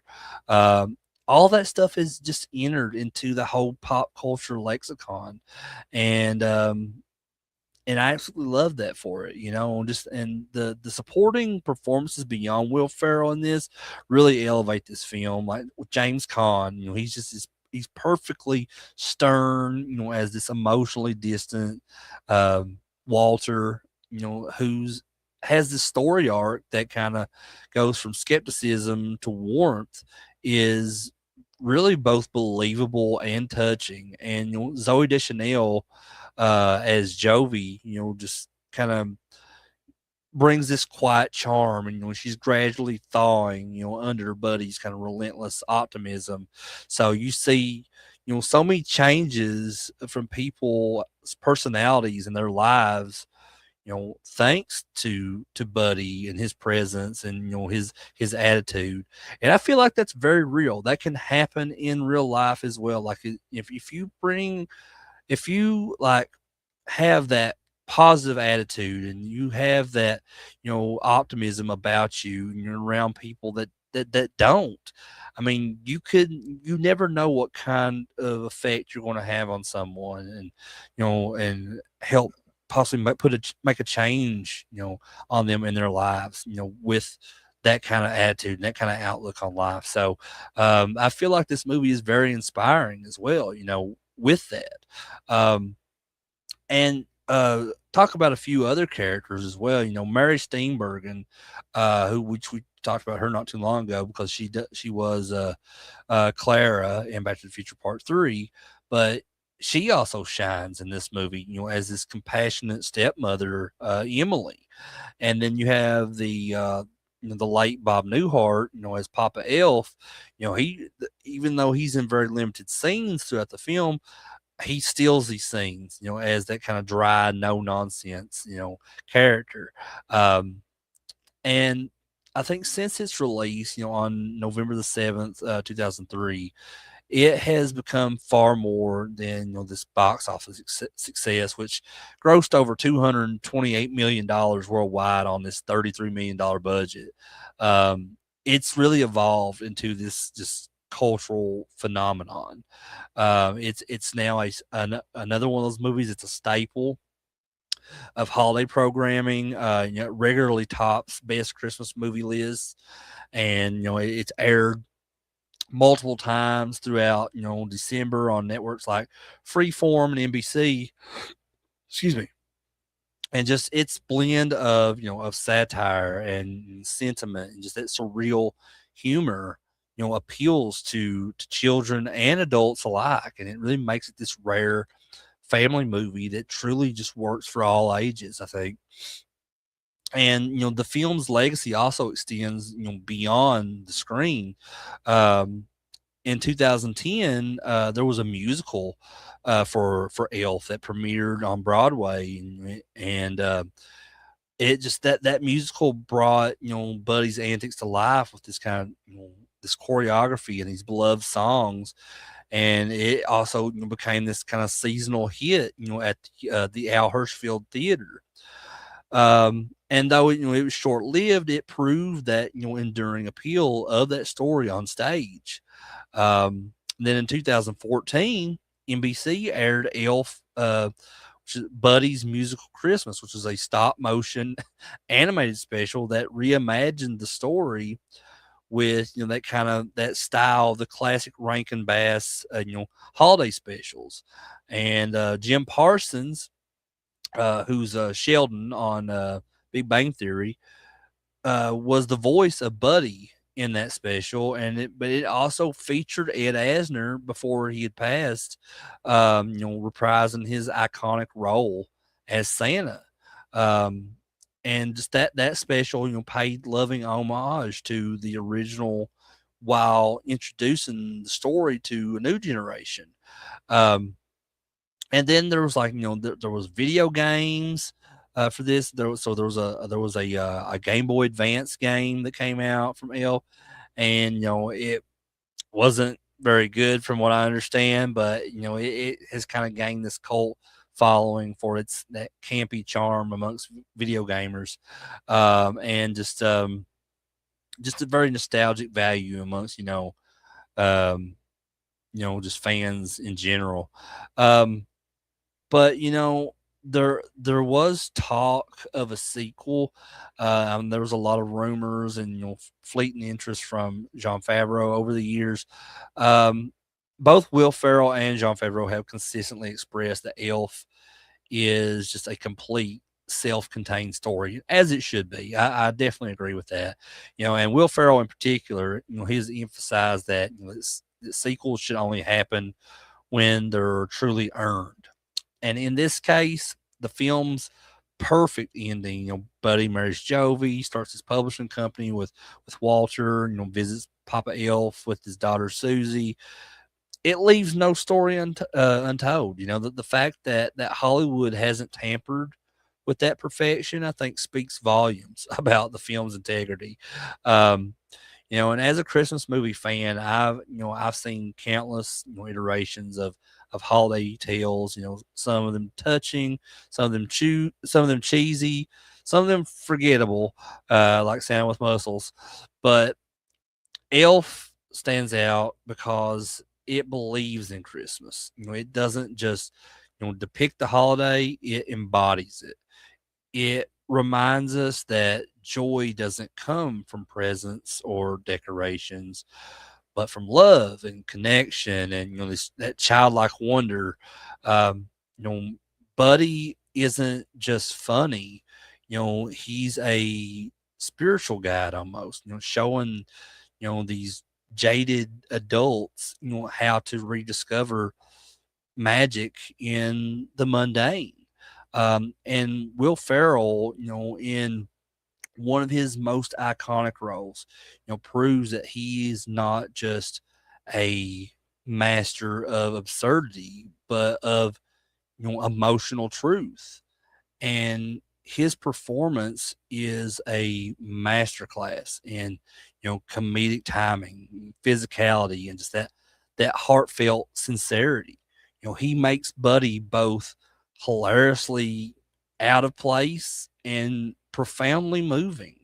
He's a man whose pure heart becomes the catalyst for transformation in everyone around him. Um, and just in a world that's often overwhelmed by cynicism, Elf is a much needed antidote. It's a film that invites laughter and tears and singing along, at the top of your lungs. Its message is that Christmas spirit lives in generosity and belief and joy, and that is timeless. Um, But in conclusion, Elf is more than just a Christmas movie to me. It's a holiday experience. It's the kind of film that brings families together. Inspires sing-alongs, and just reminds us of the simple joys of snowball fights and gumdrop buttons and believing in Santa. Um, Will Ferrell, gives us, I think, one of the most iconic comedic performances of the entire 21st century. Jean Favreau, he just directs with this warmth and just visual flair that honors, that spirit of classic holiday storytelling. Um, and it's funny, it's touching, and it's filled with these unforgettable moments. Elf is not just a modern classic; it's a gift that just keeps on giving year after year. Um, for any fan of Christmas films or of Will Ferrell's work, Elf is absolutely essential viewing. And as Buddy would say, the best way to spread Christmas cheer is singing loud for all to hear. And I absolutely agree with that indeed. But yeah, absolutely. If you're going to have a marathon of Christmas movies before Christmas coming up, you got to put Elf on there. There's no doubt about it. I mean, such an amazing movie. Um, but that does it for all of the family Christmas movies for this episode, and I guess at this point now for the rest of the year. Um, But now it brings me to this next movie. So if you watch my horror for the holidays, where I talked about a bunch of different Christmas horror movies, at the beginning of this month, I got one more for you guys. So I got two more movies to talk about tonight, but for the first of them two, this is another Christmas horror movie. Um, and as a fan of both Christmas movies and horror, this movie, Krampus from 2015, to me really struck the perfect balance of dark humor and that kind of festive dread and family dysfunction, and really making this kind of instant holiday horror classic in my book, at least. I know that some people didn't really care for this movie, but I absolutely love it. And it was directed by Michael Dougherty, who did Trick or Treat, which I just talked about back during the Halloween season, which is the classic horror Halloween anthology film. And this film from Michael Dougherty, brings this fresh and terrifying twist to the Christmas genre, and just blending those folklore, inspired horrors with this kind of biting satire on holiday stress, especially amongst family. Um, so for those tired of that kind of you know uh, typical seasonal fare, Krampus is a gleefully twisted antidote to that, delivering chills and laughs and just a surprisingly heartfelt message about family unity in the end. Um, so it draws inspiration from that Bavarian folklore, introducing Western audiences to that sinister counterpart, of Saint Nicholas. And this film was conceived by Michael Dougherty in 2011, who co-wrote the script with Todd Casey and Zach Shields, and just recognizing that untapped potential of blending holiday cheer with genuine horror. Universal Pictures embraced the project, bringing together this impressive, ensemble cast, led by Adam Scott and Tony Collette and David Keshner and Allison Tolman. And notably, the creature designs were crafted by Weta Workshop, who did Lord of the Rings and District 9. And given Krampus and his monstrous minions this very grotesque and yet playful aesthetic, it's reminiscent of like the whole dark fairy tales. And the film had a $15 million budget, and it was wisely allocated here, in amongst the practical effects and the very eerie puppetry and just the chilling set pieces that elevate Krampus, beyond typical CGI heavy horror flicks. And I think that's a lot of people have gripes with this movie because of the CGI stuff, but I felt like it worked for it in the way that they did it, and I feel like that's kind of why it's got such a charm to it for me. Even though I am a practical effects type of guy, I would rather see practical effects. Um, in this case, it just works for some reason, and I love it. But anyway, the story, Krampus, the movie Krampus follows Max Engel, this little boy whose Christmas spirit is crushed when his dysfunctional extended family, including his aunt and uncle and his cousins, they all gather for the holidays here at his home. And after this disastrous family dinner, which is full of these passive aggressive insults, his bratty cousins, and just that toxic masculinity, um, played brilliantly by David Koechner. Max just angrily rips up his, heartfelt letter to Santa, declaring his hatred for his family and for Christmas, and just his loss of, faith inadvertently summons Krampus, this demonic figure who punishes those who abandon their holiday cheer.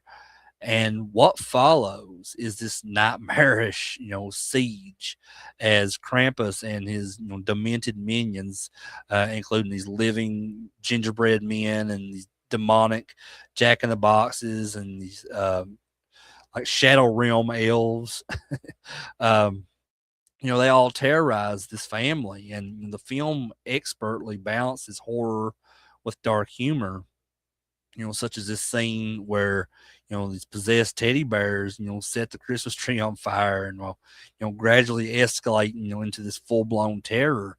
Um, and another standout sequence, involves Max's sister Beth, uh, being stalked, um, by this, by Krampus, and it's just the uncanny movements and just the terrifying design really, evokes these memories of stuff like Gremlins and Poltergeist, and it really just kind of embodies, those movies also kind of embody this film's kind of perfect marriage, of humor and horror.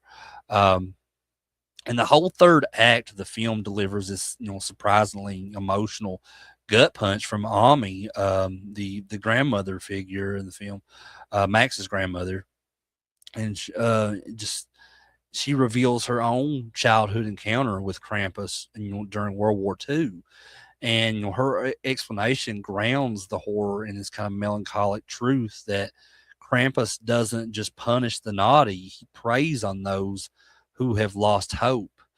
Um, and then the film kind of has this a bit of an ambiguous ending to it, where Max, seemingly wakes up to this, perfect Christmas, only to find, Krampus's snow globe, among the gifts, and it leaves, viewers questioning whether the nightmare was real or if the family is now trapped in Krampus's underworld in a snow globe.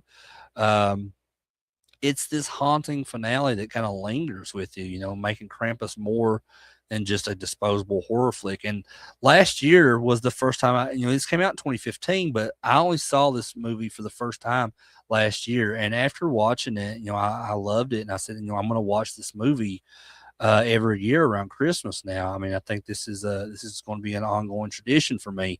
I liked it that much, and, but upon its release, though, Krampus, from what I've seen, received mixed to positive reviews. It was praised for its creature designs and that dark humor and just the effective scares. Though there have been some critics that felt it didn't fully commit to horror or comedy. But I think its cult following has just grown exponentially. Since 2015. Um, it's another one of those things where I think I talked on a recent episode about how horror, I think any exposure for horror is good exposure. And even if it has become a trendy thing over the past several years amongst a lot of people, who would not typically, be fans of horror. And because of that, growing trend amongst horror. That doesn't just reflect around Halloween, but it can reflect around all year long, especially, around another holiday such as Christmas. And the whole Krampus thing has become a big thing amongst a lot of the world now when it comes to not just horror fans, but just Christmas fans. And you know, and I think this movie has a lot to do with that, kind of bringing more attention to the folklore of it all. And now a lot of people will hail this as this modern holiday horror staple, and I'm definitely one of those people. Um, but when the film financially, the film was a success. So it grossed $61 million worldwide against this very modest budget. I'm not sure exactly what the budget was on this one, but I think just that proves then the audiences crafted this holiday horror alternative to traditional Christmas movies. And like I said, it revitalized interest in that festive horror, and paving the way for other films, like Advent Calendar from 2021 and Violent Night.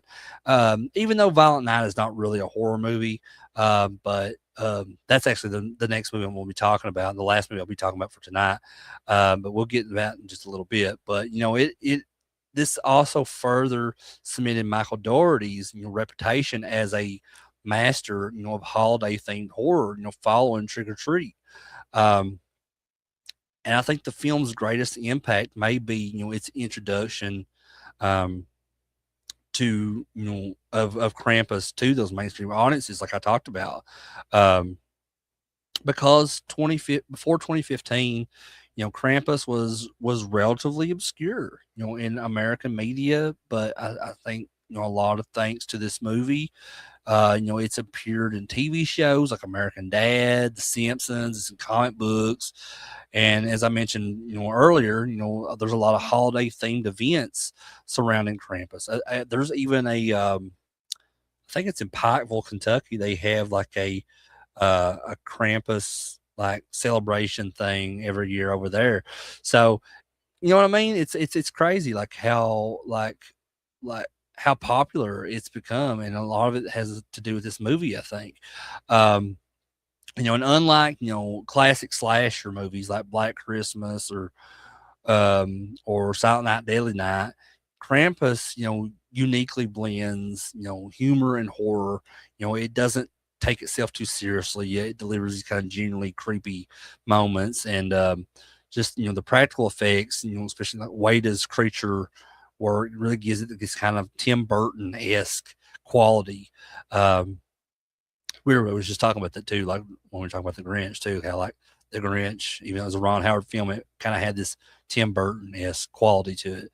But Krampus also has, I feel like it's a heartfelt message. Beneath all the carnage, it's about appreciating family. Even when they're insufferable people sometimes. But I think that this movie is a rare gem that just successfully merges holiday cheer with that kind of with terror. It's has that sharp satire, family dysfunction, it's coupled with these stellar, creature effects and just this very haunting finale about it. It really makes it a standout, I think, in both the horror and Christmas genres. And, you know, while it's not without flaws, some may wish for more gore or scares or less CGI or whatever. I think its balance of dread and that dark comedy um, really makes it this endlessly rewatchable film. I mean, it does, at least for me, in my opinion, it does. As somebody whose favorite movie, not only my favorite movie of all time, but my favorite Christmas movie is Gremlins. And also another one I can mention, The Nightmare Before Christmas, or even, outside the whole Christmas genre, like another film by Michael Dougherty that he did, Trick or Treat, which I absolutely love. Krampus is this, to me, is an essential addition to any of those holiday watch lists. It's a reminder that Christmas isn't always about joy. Sometimes it's about surviving your relatives and maybe even demonic gingerbread men. But if you've never seen Krampus, I recommend giving it a watch. See what you think about it.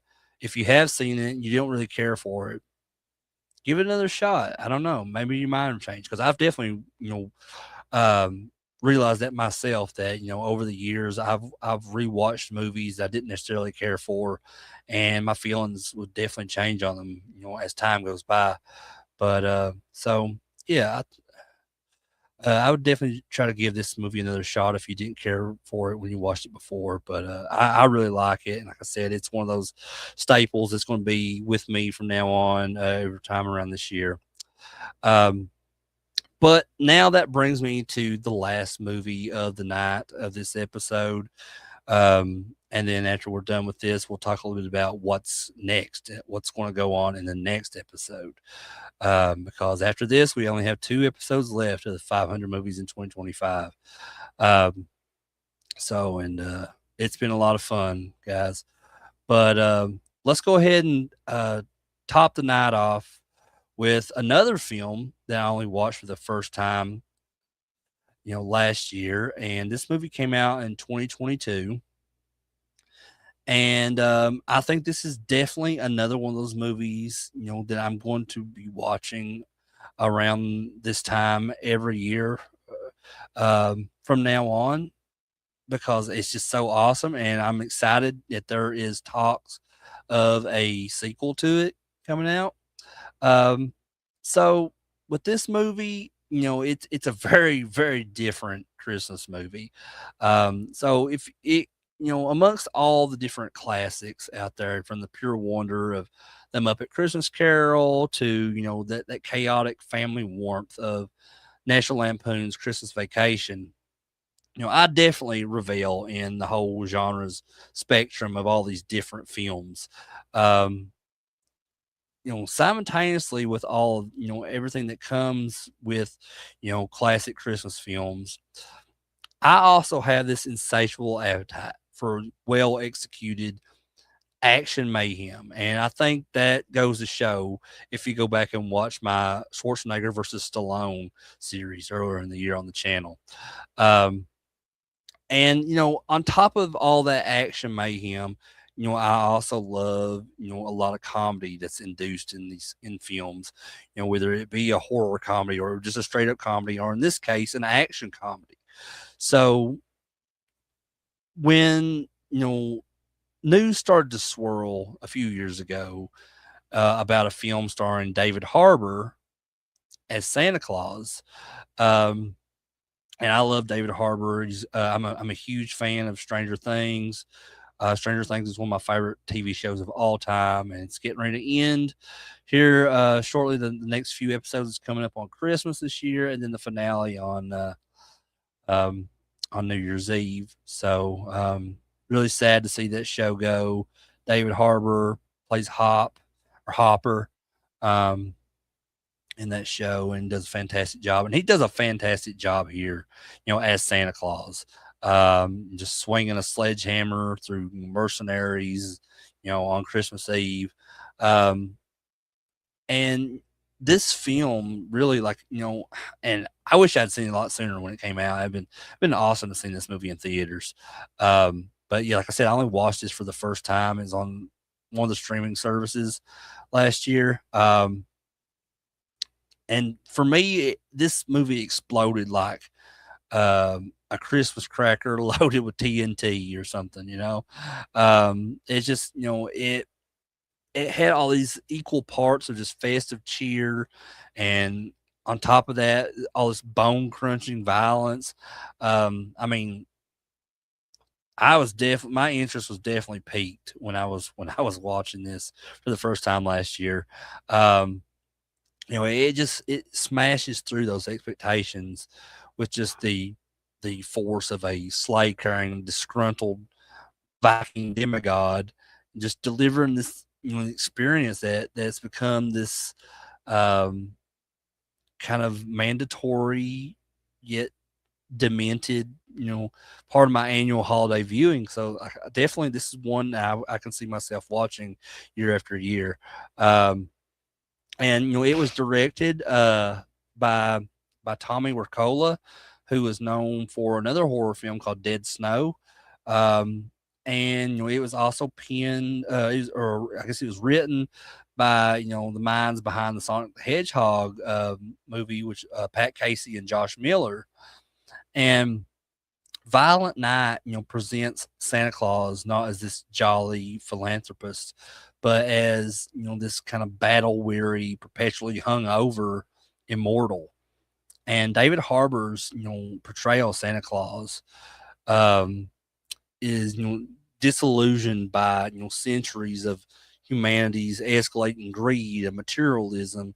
He's seen at the beginning, drowning his sorrows in booze and kind of contemplating, retirement because people don't believe anymore. People don't care like they used to, when it comes to Christmas.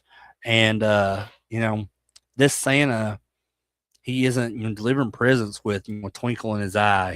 He's cursing under his breath. He's struggling down chimneys, and he's just utterly fed up with it all.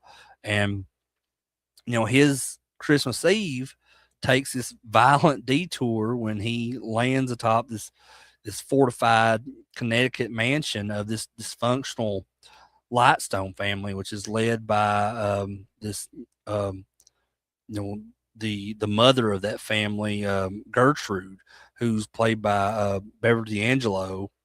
And the family, gathers here. Just they're really fraught with just estrangement, between Jason and Linda, and their spoiled sister Alva, and their douchey influencer, her douchey influencer boyfriend, Morgan Steele, and their neglected son, and who's obsessed with social media, named Bert. And it's all interrupted by this meticulously planned, brutal, home invasion. And this squad of mercenaries with these festive code names like Scrooge and Sugar Plum, Krampus, are all led perfectly by this hateable Mr. Scrooge, played by John Leguizamo. And they take this family hostage, and their target is this hidden $300 million vault that's within the mansion. Um, so the whole catalyst for Santa's intervention here is Trudy, this little girl that is Jason and Linda's, fiercely intelligent and Santa believing, young daughter. And she loves Christmas, and just hearing her heart wrenching Christmas wish for family unity over this old walkie talkie, a wish that Jason had cynically dismissed as fantasy, just sparks this kind of flicker in the purpose of this drunken Santa Claus. Um, and just after this chaotic encounter, sends his reindeer flying out there and leaves him stranded. Santa discovers the mercenaries are firmly on his naughty list, and armed not with toys, but just this Nordic rage and centuries of combat experience. Santa decides Trudy's wish for family, something he himself deeply understands, is worth fighting for. And Violent Night masterfully, synthesizes its elements with just action, which is brutal and inventive, and it's festively dark. And this isn't stylized, John Wick ballet or anything. This is visceral, like crunchy combat. Santa utilizes every conceivable Christmas decoration and tool, like tree ornaments beyond shrapnel, and candy canes become shivs, and a massive nutcracker statue becomes this bludgeon, and just an icicle impalement stands as one of the most darkly hilarious kills in the film.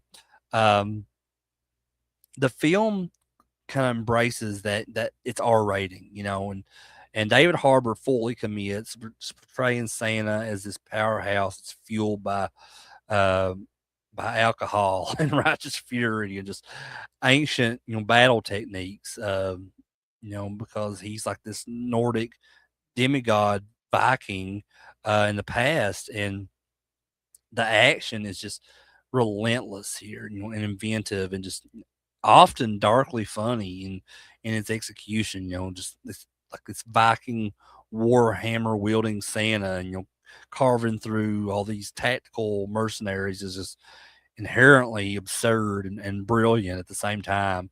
Um, and just the comedy element of it, just the humor stems primarily, just from the sheer absurdity, of the premise. And David Harbour's just world weary, sardonic, delivery. Um, his just muttered complaints about lazy parents and his confusion over modern slang, and his that that the acceptance of violence is just as the solution is just comedy gold. The script is just littered with all these sharp one liners and that meta like humor. Um, John Leguizamo's Scrooge, provides this kind of perfect cynical foil to everything. Just the dysfunctional family dynamics, all also offer plenty of laughs here, and especially Alva's self absorption and Bert's kind of detached uh, vlogging amidst all the chaos. Um, and the Christmas element, is earnest at its core. It's remarkably beneath the gore and all the cynicism. Violent Night possesses this genuine Christmas heart. Trudy's unwavering belief is the emotional anchor here, and her conversations with Santa, where he reveals fragments of his Viking past, are unexpectedly touching.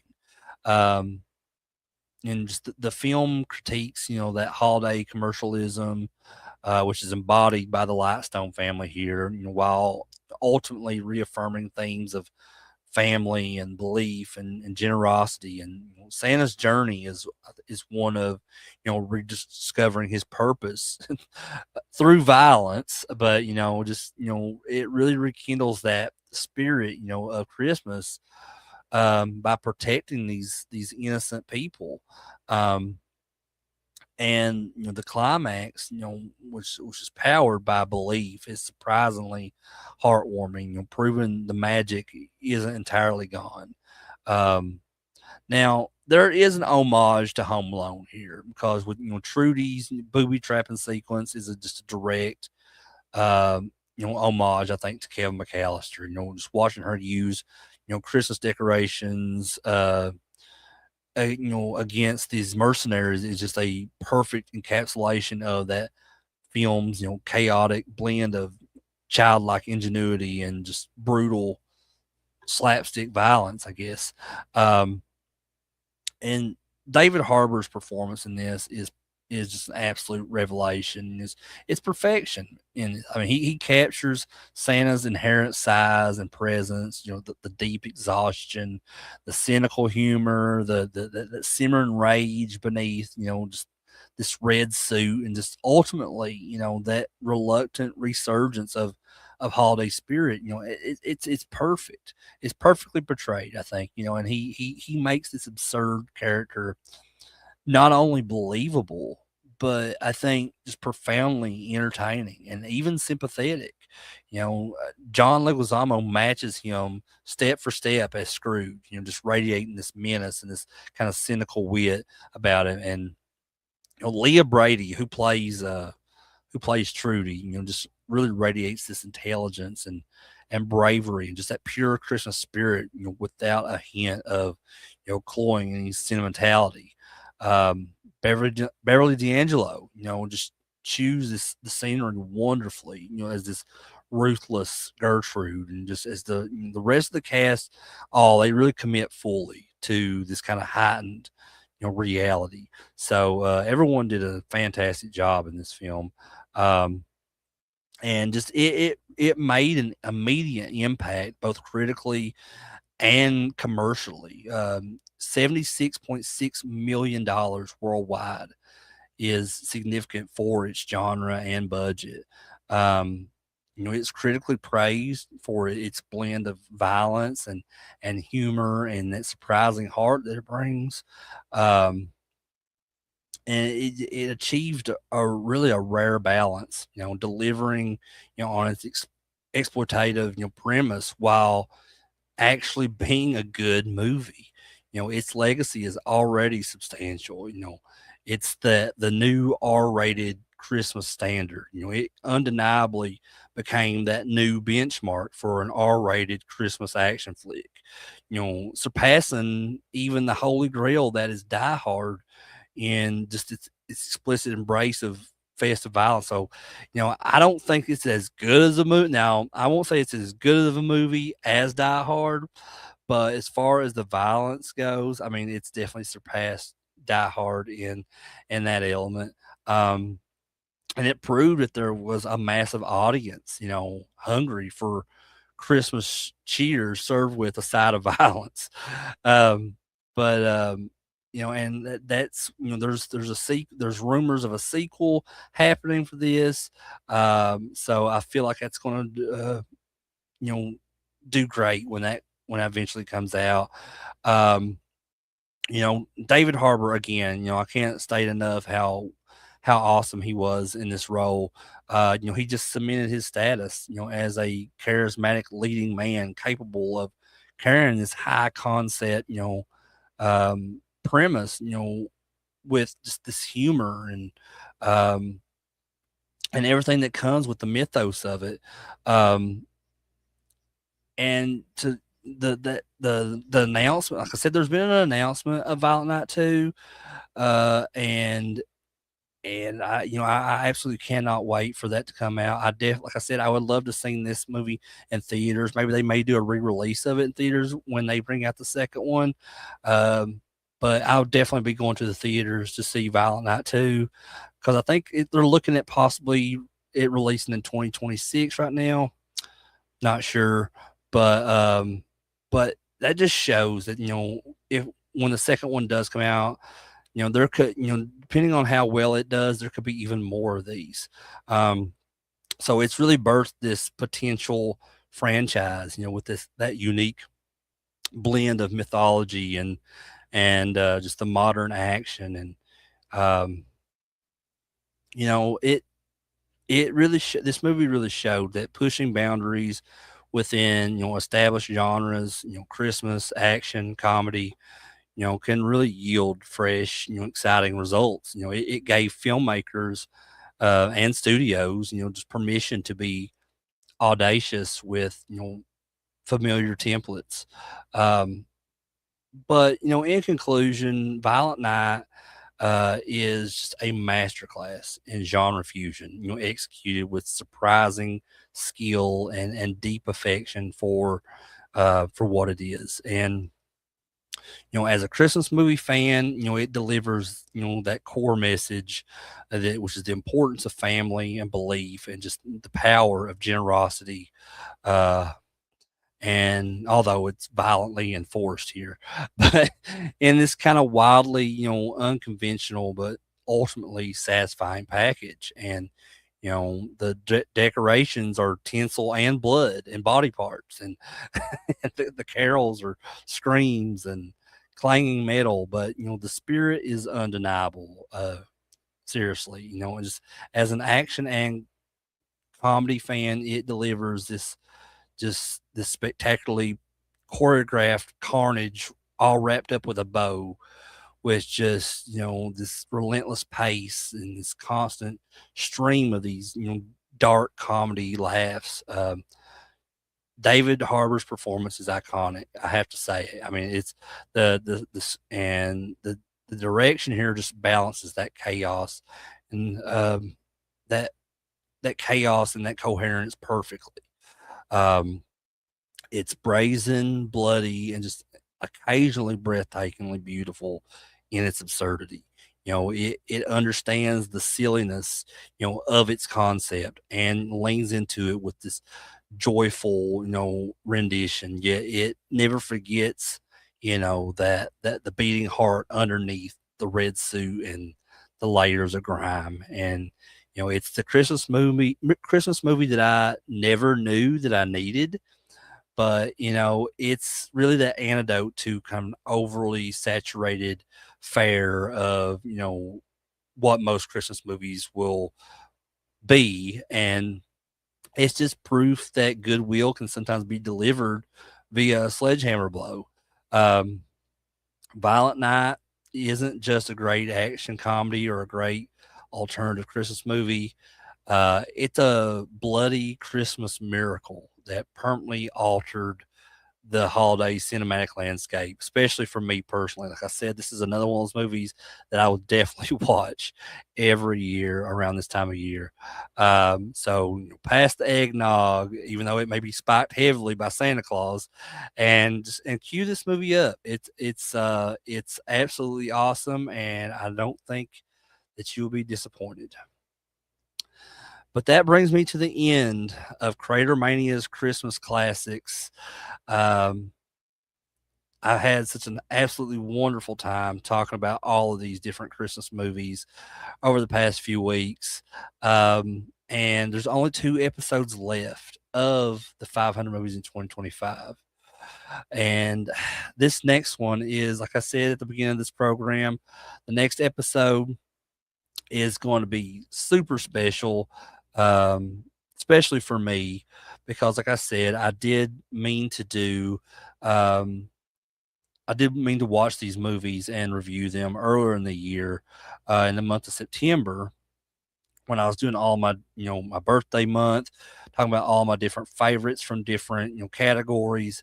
And just one thing led to another. I wasn't able to watch those and get those reviewed in time because it was going to interfere with other stuff I had coming up on the schedule. But I did see that little gap in towards the end of December that I could fit these in, and I'm glad I did because I could not leave these out because they were from my all-time favorite movie director, John Carpenter. So, um, yeah, I could not end go through this whole year without talking about a lot of my favorites from John Carpenter. So this will be a John Carpenter Christmas is what I'm calling this. So I'm gonna be talking. This episode will debut the day after Christmas. So it'll be this coming Friday on December 26th. I'll be doing a John Carpenter Christmas where I'll be talking about 9 of some of my favorite John Carpenter movies, including my favorite John Carpenter movie of all time. You just have to watch the show to find out which one it is. But I'm super excited to talk about those movies. Um, like I said, there's just 2 episodes left, folks. And I want to thank everyone who either watched this live and was here in the chat, or if you watch this here on replay. Just thank you guys so much for stopping by and hearing me talk about some of these films. Please drop me a comment below on what your favorite, of these movies I've talked about, or if you have a different favorite when it comes to Christmas movies that you want, to talk about in the comments. I'd be more than happy to see those and read those and respond back to you guys. If you like this video, please give it a thumbs up. I'd really appreciate that. Um, if you're new to the channel, please hit that subscribe button to catch more videos from me like this one. Like I said, there's only 2 episodes left of the 500 movies in 2025, folks. You don't want to miss those. And as always, click that bell for any future notifications. But with all that said, I'm Crater. This is CraterMania. I love you guys. Have a good night and have a Merry Christmas.